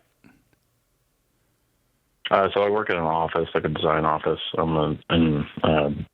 We provide products. But I mean, are you in some sort of apprenticeship that this is all going to double and triple and quadruple in 2 years, 4 years, or is this kind of it for you? This is kind of it. Before that, I worked in behavioral health as a tech. Mm-hmm. Just kind of ran out of options there and looked for another field, and construction was kind of up and some good opportunity there. Well, but the opportunity in construction is, are you a builder? Are you a craftsman? Right. But you're the guy servicing those guys, right? Correct. Yeah. I get the projects in the door. Yeah. So, there's several things going on, but one of them is that you just have an income problem, for sure.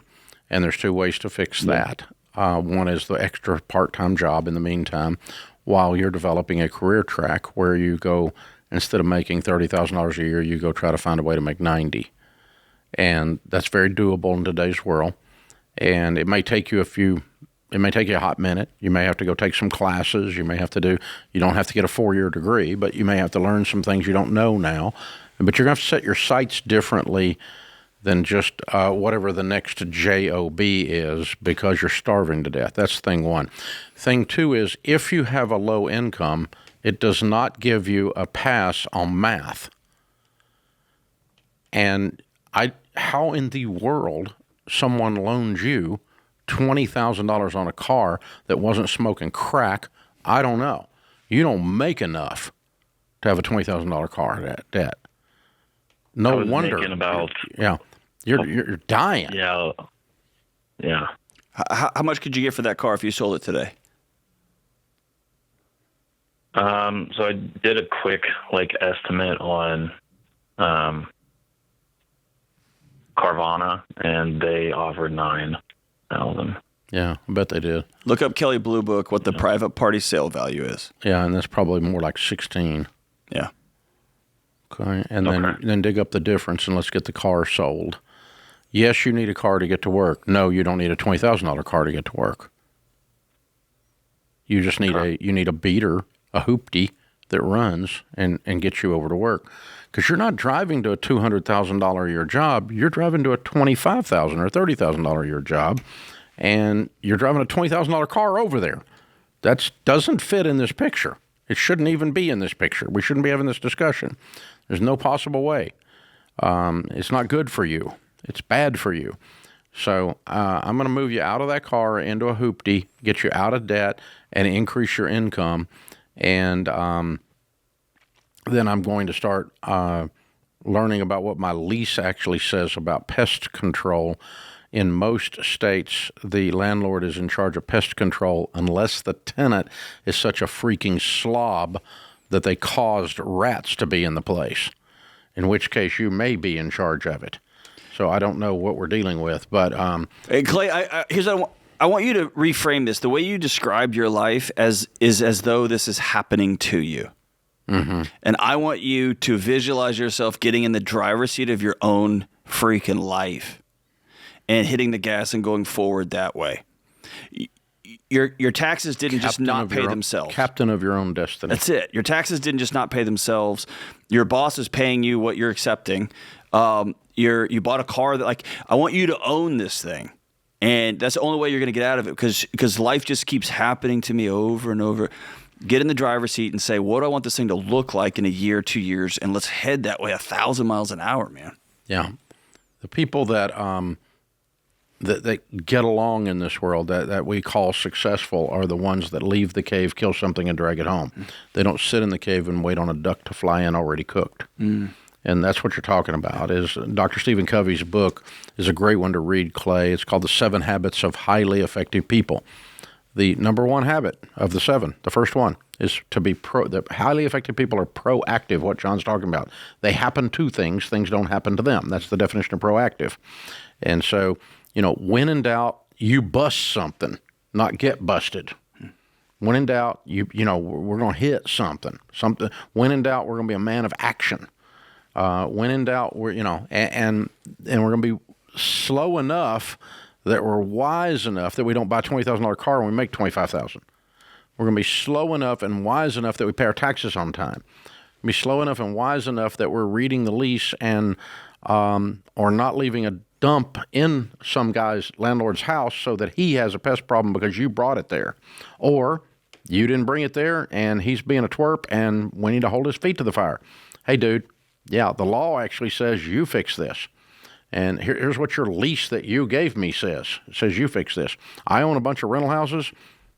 We do all the pest control. And I don't have any tenants that create pest problems. If I do, that tenant doesn't stay there because they're tearing up my house is what that means. No, thank you. So, these are proactive things that I do. So that's... Dave, I just got to say... Again, I don't want to toot my own horn here, but I was the dean of students at the law school in Texas. I drove a $3,500 truck. And when I got my job here at Belmont, Nashville, I drove a $17,000. I really upgraded, man, to $17,000. You were making a lot more than... Right. So it's listen, man, drive what you can afford. Happen to your life. Yep. I got to do this. You don't, man, especially when it comes to a depreciating asset.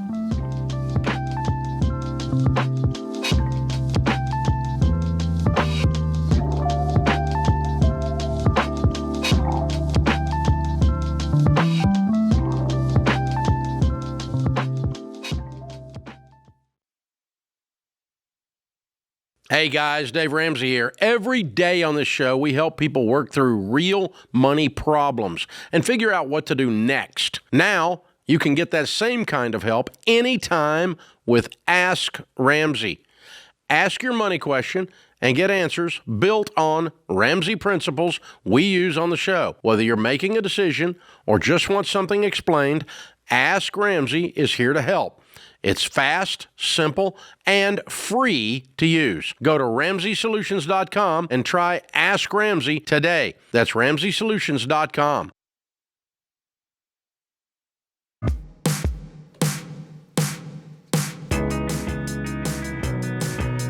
Tax season is upon us. To get free checklists and guides that'll help you file free, go to RamseySolutions.com/taxes. Shelley is in Washington, D.C. Hi, Shelley. How are you? I'm doing good. How are you? Better than I deserve. What's up?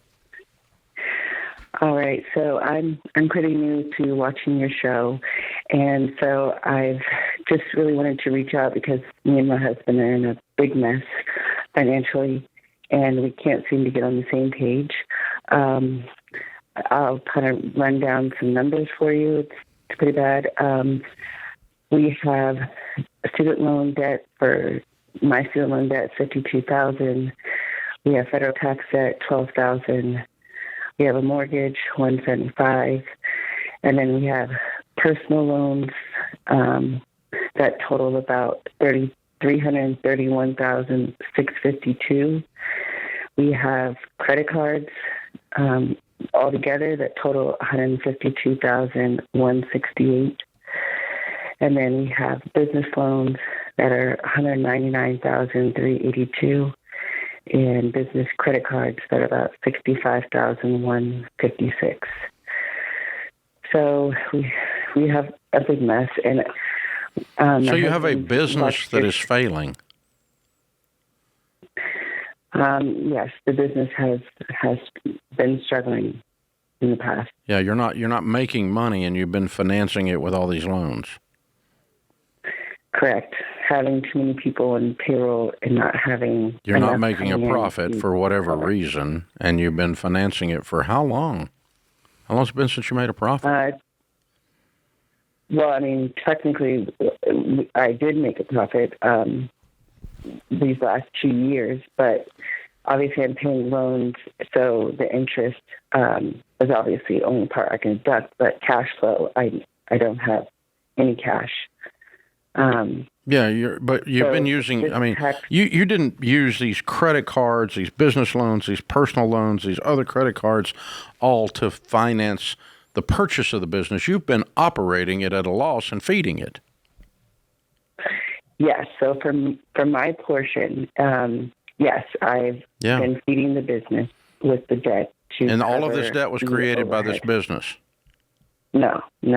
My husband, he had an idea to pull money, balance transfers off of his cards and his personal loans to put it in the stock market to invest. So the first year he made a lot of money. We had a big tax bill. The second year we had a lot that we owed, and he's never repaid those loans and credit cards that he pulled money off of.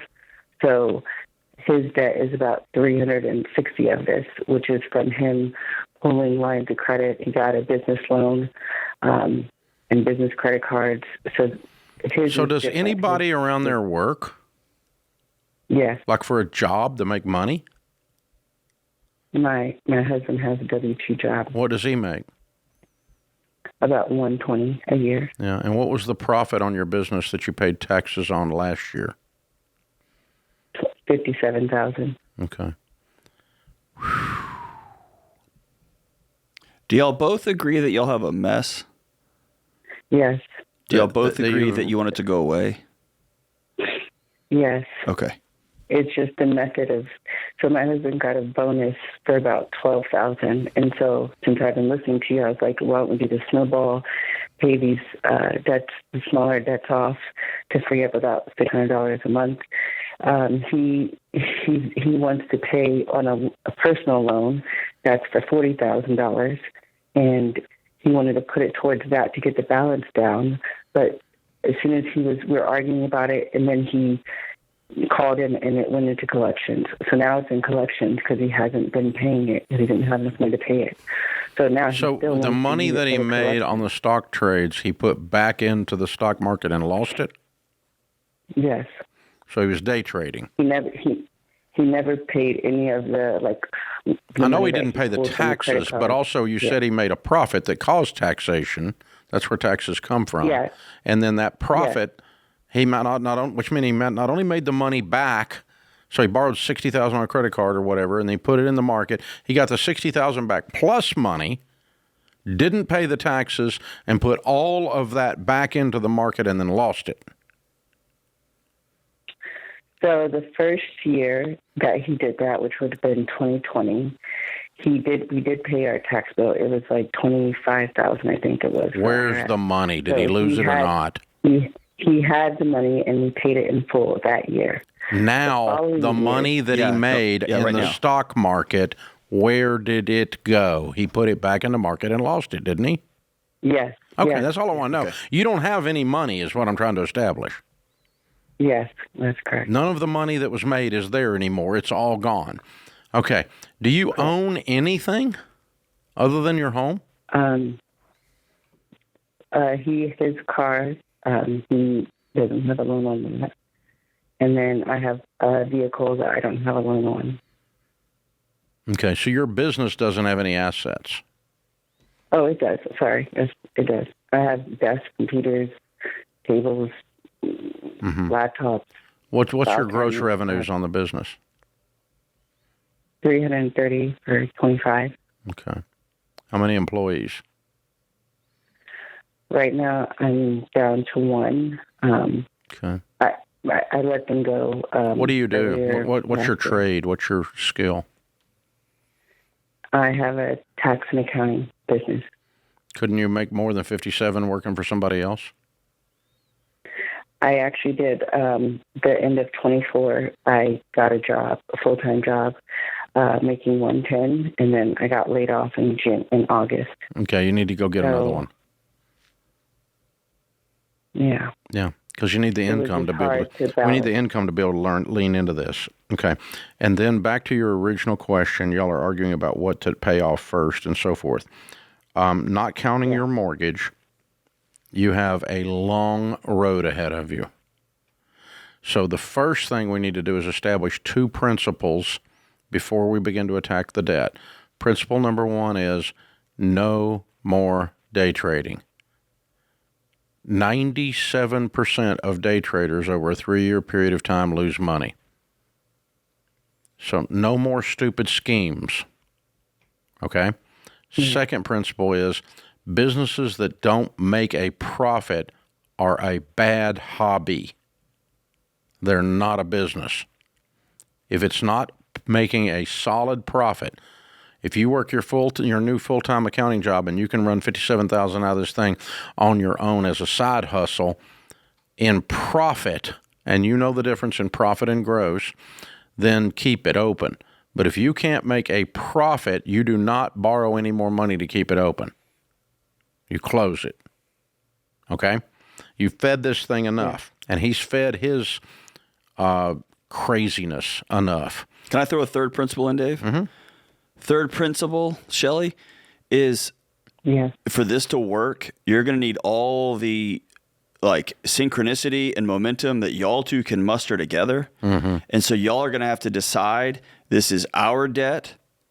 We both have done some dumb things. We've both done this, and we're both going to attack this stuff together. You will never conquer this thing if he's responsible for paying off his and you try to pay off yours. Exactly. Then pull the mortgage out of the equation, list all of these debts individually, smallest to largest, and begin to pay them in that order after the $12,000 tax bill is paid.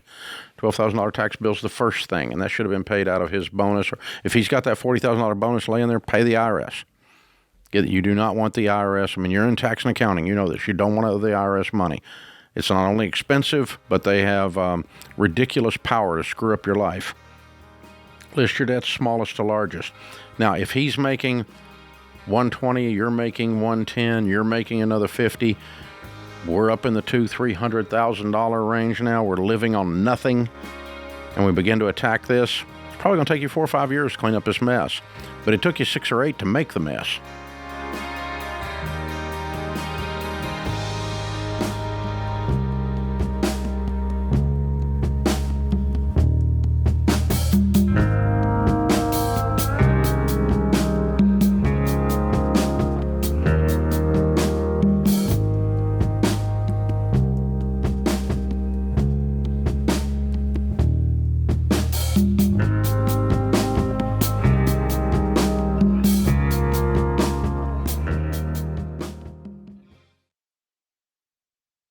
Hey guys, George Camel here. Do you ever feel like insurance companies only care about your money and not what you actually need? Well, there's a better way. When you go to Ramsey's Insurance Resource Hub, you'll start feeling confident that you're getting the right coverage that's truly best for you. You'll find helpful info on everything from life insurance, health insurance, identity theft protection, and more. And when you're ready to get the coverage you need, you can connect with a Ramsey trusted insurance pro who will only get you what you need at the best price. Go to RamseySolutions.com/insurance, RamseySolutions.com/insurance.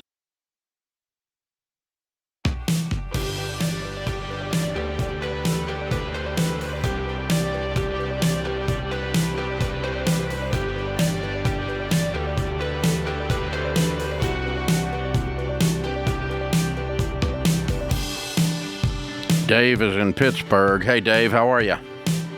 I'm doing good. Thank you for taking the call. Sure. How can we help? So I'm a huge fan with you guys. I've been watching for 5 years. I just want to say you guys are doing absolutely miracle work. So the question is, right now, me and my wife are thinking about relocating, and that we are thinking about having a kid as well within 1 year to a year and a half. So our planning definitely want to buy a house to build the good memories for our future kids, so they can have a good memory and kind of build a good foundation with that. And so my question is, we either want to do 15 years fixed mortgage or 30 years fixed mortgage, or we're thinking about paying cash. I know your answer probably is going to be around the 15 years fixed mortgage or the paying cash. However, the problem is we're afraid we're not going to have enough cash flow because that my wife is planning to not work and taking care of the kids, and that I will be having the only single income that we'll have. Okay, so you don't have the cash. So right now we have my salary is $70K and she's doing $55K. We approximately net around. Do you have the money in a pile to pay cash for the house? That's not really an option, is it? There is. So right now, you're going to be very happy to hear this. I graduated my grad school, and I did paid off all my student loan debt with around $100K. And then we both net around $1.2 million, just investing in the mutual fund, ETF, bonds, and stocks. So you have $1 million in mutual funds and bonds and stocks? Yeah, that's approximately right. Yeah, depending on the valuation. Bro, lead with that next time. Yeah, so way to go. So, no, I would not borrow money when I have $1 million in investments. I would just take some of that and buy me a house. Simple. Right. Simple. Period. You know why, Dave? Because you have $1 million. So, how expensive a home are you thinking about buying, sir? So we're looking at $350 to $380K. Perfect. So $350 leaves you $650 in investments. You have no house payment. There's no strain on your budget. Your wife can stay home with the babies. Mm-hmm.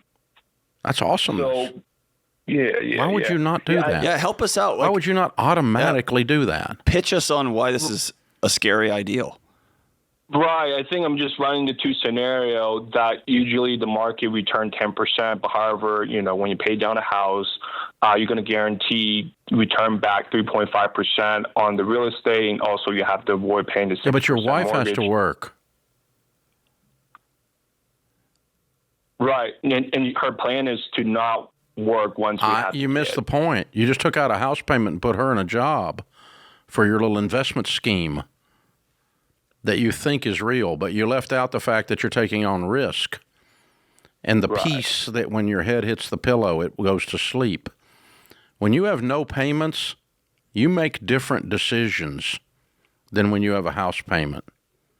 So don't do that to your family. You have worked very hard and done a very good job saving money.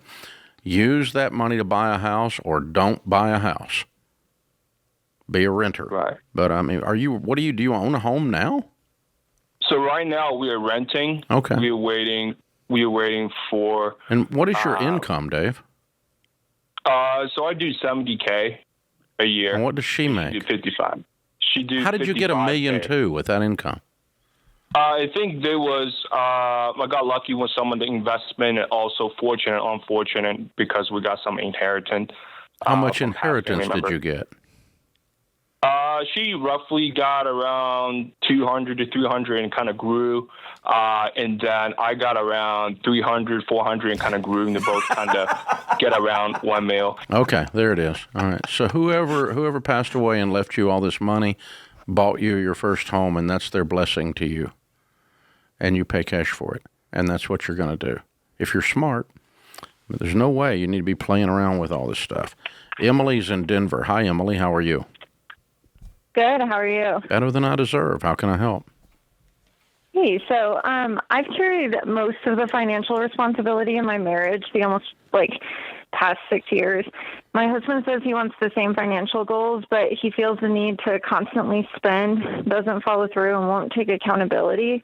He also has a history of addiction, and he recently racked up, as of what I know, at least $6,500 in credit card debt on things like 7-Eleven, and used money I gave him money that I saved for a trip on his own personal spending, and then added me as an authorized user to a credit card that I didn't agree to. Is he using again, Emily? Is he what? Is he using again? I don't know. You know. You know. What do you think? I don't. I think his behavior doesn't line up, but I can't prove anything. Yeah. If behavior is a language, what's he telling you? Says he's using. Yeah, he's back. But He's back. He doesn't want me. Yeah. No, well, he wants the addiction. He's in the addiction. Yeah. Yeah. An addict can have no access to money. Yeah. None. Okay. And somebody in recovery knows that. Somebody who's back to using again, and you've been down this road with him before, are world-class manipulators, world-class distorters of reality, and they make you feel like you're crazy, right? Yeah. Yeah. Very much so. Yeah. So here's the deal.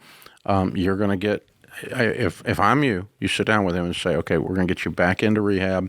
We're going to get you back in some help, and you're relinquishing all control of all money until you've been dry for 2 years. And you need to put a freeze on your credit report the second you hang up this phone call, and that way nobody else can add you to any more debt. How do I do that? Freeze it. You can go online, and you can freeze your credit report. It's very easy to do. And it will do it across all three of the credit reporting bureaus. Yeah. But this is hardcore, kiddo. The only chance he has is, and the only chance your marriage has, is for him to stop using. And the first step is a complete confrontation. And, he gets into a program. If he's not willing to get into a program, there's nothing you can do to save your marriage or your money. You have to get away from him as fast as you can. Because 100% of addicts burn down their world. 100% of them are broke. Until they get some healing, until they get the other side of the addiction, get some sobriety, all of them, regardless of what they're addicted to, whether it's sports betting or whether it's pornography or whether it's heroin, 100% of them burn their world down. We work with them every day because we are there while their finances are burning, because you just light money on fire when you're addicted to something. Just burn it right there in the middle of the kitchen table. And this guy's doing it. All the symptoms are there, aren't they? Yeah. Yeah. Yeah. And I know you don't want it to be true. We don't want it to be true either, but we also don't want your don't want it to be true thing to allow you to walk around and act like it's not happening. It's happening. Yeah, it drives me crazy because I can't prove it. I don't have to prove it. We've got all the signs in front of us. And by the way, if he's not using, let's go one step darker. Where's he doing with the money? He absolutely doesn't care about your marriage, about how you feel, your safety at all. Because he's going crazy with this stuff. Right. You know what I'm saying? Yeah. So Thank you. If he's not using, then man, he's got some other issues, some character, some challenges. Worse. Yeah. Or not even worse, but or worse or as bad in a different way. Maybe it's a better way of saying it. You're going to need to get yourself your own checking account and get on your online bills. I'm sure you already have this, but where you're paying that you got electricity and light, and you're going to have to take ownership of this for a season. Yeah, you have to take over everything. You have to take your name off his name off of everything. He cannot have access to money unless you hand him cash. I hate this for you, kid. That's so he can put gas in his car with cash, which means he puts gas in the tank and walks into the store and pays for it and walks back out to the car like we used to do. I did that recently. They took it. I know, it's amazing. It was awesome. That little walk changes what you pay for gas.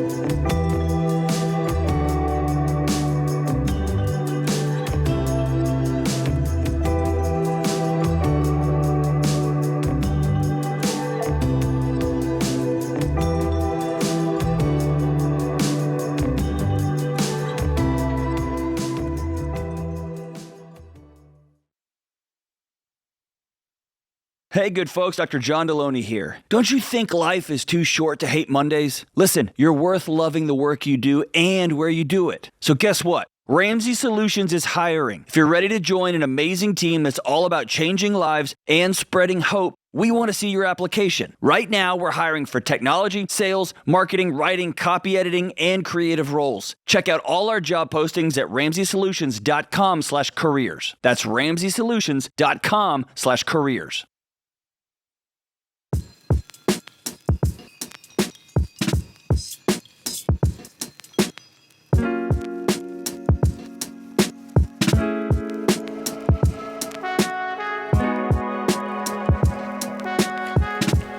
Our scripture today, Matthew 6:26. Look at the birds of the air. They do not sow or reap or store away in barns, and yet your heavenly Father feeds them. Are you not much more valuable than they? Earl Wilson said, money in the bank is like toothpaste in the tube. Easy to take out, hard to put back. I like that. It's pretty cute. Mary is in Minneapolis. Hi, Mary. How are you? I'm good. Thank you, Dave, for taking my call. Sure. How can we help? Well, I have a little bit of a dilemma. I became a widow 4 years ago at the age of 38. Wow. Oh, man. And my husband was a farmer. He was 51. And he left me with quite a bit of assets. He left me with farmland and, of course, our home, and then $1 million life insurance policy on top of that. Man. Wow. Along with that, there's debt against the farmland. Oh, there's debt against the farmland. Yes. How much? Close to $2 million. It's about 1.8. And what's the farmland worth? Around $6 million. Okay. Right. So what does the last 4 years look like? I continued to run the farm for 3 years. I had a farmhand that my husband trusted. He worked with him for a very long time. And he took over the farm. I took over the business, and we ran it for 3 years successfully. We did very well. And then he bought the farm from me a year ago, January 2025. So I sold the farm. I didn't sell any of the farmland, but I sold the farm site and the equipment to him. I'm sorry, what is the difference in a farmland and a farm site? Well, the farm site has the shop, there's a home on it, there's hog barns, and then it's just the home base for the farm. And then the farmland is what they grow the crops in. So you own the land still? I own the land, yes. And you have the debt still? And I still have some debt against the land, yes. Okay. So where are we today, and how can I help? So I'm looking at trying to pay down some of this debt with the life insurance proceeds. I have about $1.1 million in cash. It's in an investment portfolio. But I wanted to pay down some of these smaller debts, and I just was wondering if this is the right thing to do with this money. What are the smaller debts? The smaller ones, so there's one land mortgage for $40,000. My home mortgage is $85,000, and then there's an SBA loan for $125,000. Okay. All right. So is there a business separate from the actual farm operation? No. Okay. All right. So the SBA loan is associated with the farm. It is, yes. Okay. Now, when you sold the other piece of ground the other day to your farmhand, What did it sell for, and where's that money?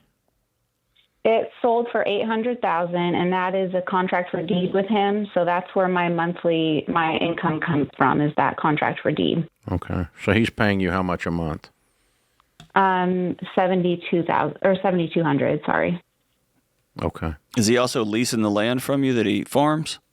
He is. He's also leasing the land, and there's a 10-year lease on it. So he will be farming. It's 500 acres. He'll be farming it for the next 10 years. And that brings in about $120,000 a year. But he also put himself in kind of a pickle, because if you sell this land, or if in 10 years you want to do something else, he's bought this farm equipment, but he won't have anything to farm, right? Right. He farms around 2,000 acres, so he has some contracts with other landowners. So the balance on the farmland is now down to what? The balance on the farmland, let's see. So I have $1.1 million in one piece of land, and then there's $383,000 in another piece. And then the smaller one is just $40,000. I got you. Okay. All right. Okay. So I think I've got the picture right. If I do, what I would do is to do what you're suggesting. I'd take $250,000 of your $1 million and pay off the SBA and the 85 and the 40, right? Okay. And then you're 100% debt-free except for the 2 land mortgages. Mm-hmm. And you have an income of $7,200, which you can easily live on.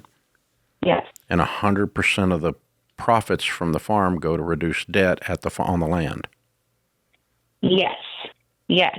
So the profits coming from the land rent is covering the payments for the. No, not just the payments. You're making more than that. Right. In a given crop year on the acreage, your portion, when he farms it on your behalf, your portion is how much? It was $300,000, wasn't it? Or $150,000?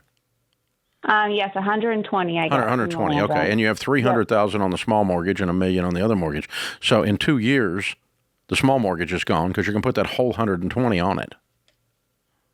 Oh, okay. Okay. And then we're going to do the same thing until we get rid of that whole $1 million. And so by the time his lease is up, his 10-year lease is up, before it's up, this farmland's going to be free and clear. Yes. And then you're sitting on a $15 or $20 million net worth at that point. Correct. Okay. Because the value of the land will have gone up, plus your investments will have gone up. Because you got $650 invested that you're not touching either, because you're living off the $7,200 from the land contract on when you sold him the property. Mm-hmm. Did I get that right? You did, yes. Okay. Yep, that sounds about right. Mary, can I throw an alternative reality at you? Yes. I spent a big chunk of my life out in West Texas where there's cotton farmers and cattle farmers. The conversations I had with those, especially those older men, the thing that I felt at the end of the day was giving them their coronary challenges was the debt on their farms. Mm-hmm. It took one bad year to start a debt cycle that they could really never, ever get out of. Mm-hmm. Is there any part of you that wants to sell this thing for $6 million and be done with it? And go have a different life? There is not. No, I'm not opposed to selling maybe 100 of the acres down the road. If I run into that issue, I don't think I will, but I don't want to sell the land. I want to hold on to it.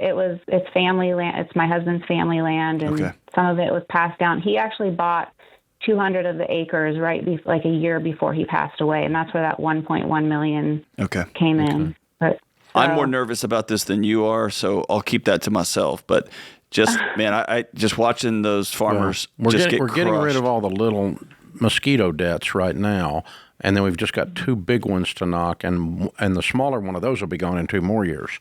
So pretty quickly we're down to, and the land goes up in value, so we got an $8 million, 2 years from now we have an $8 million piece of ground with a $900,000 loan on it. Yeah. And that doesn't scare me as much, because then we're whittling away at it, and you love it, and you're comfortable, and you've settled into this with a great rhythm. I'm very proud of you. Yeah. I mean, you really you really stepped into this, kiddo. Well done. And what's your husband's name? Your husband who passed away? Kevin, pretty awesome guy. Oh my gosh, he was amazing. Yes, he was an amazing farmer, an amazing husband, a great dad. Yeah, he was a great guy. I just always want to take a moment and honor somebody by saying their name who passed away, but I also want to honor a husband who gave his wife the privilege of, you got to grieve for as long as you wanted to. Yeah, $1 million life insurance policy and a business that was right side up. You got to be sad for a season, not worry about where your next meal was going to come from, and that's noble and honorable and good for Kevin, man. Yeah, he's a good man. He took care of his wife, and she took care of business afterwards. Pretty incredible, the dynamic duo there. Yeah. Yeah, very cool. Congratulations, Mary. We're proud of you. Very cool. Thanks for giving us the honor of talking that through with you. Yeah. Pretty crazy. So, yeah, just always be looking for a way where the end of the story is I got zero debt, because that always leads me to more wealth and more peace. That puts this hour of The Ramsey Show in the books. We'll be back with you before you know it. In the meantime, remember, there's ultimately only one way to financial peace, and that's to walk daily with the Prince of Peace, Christ Jesus.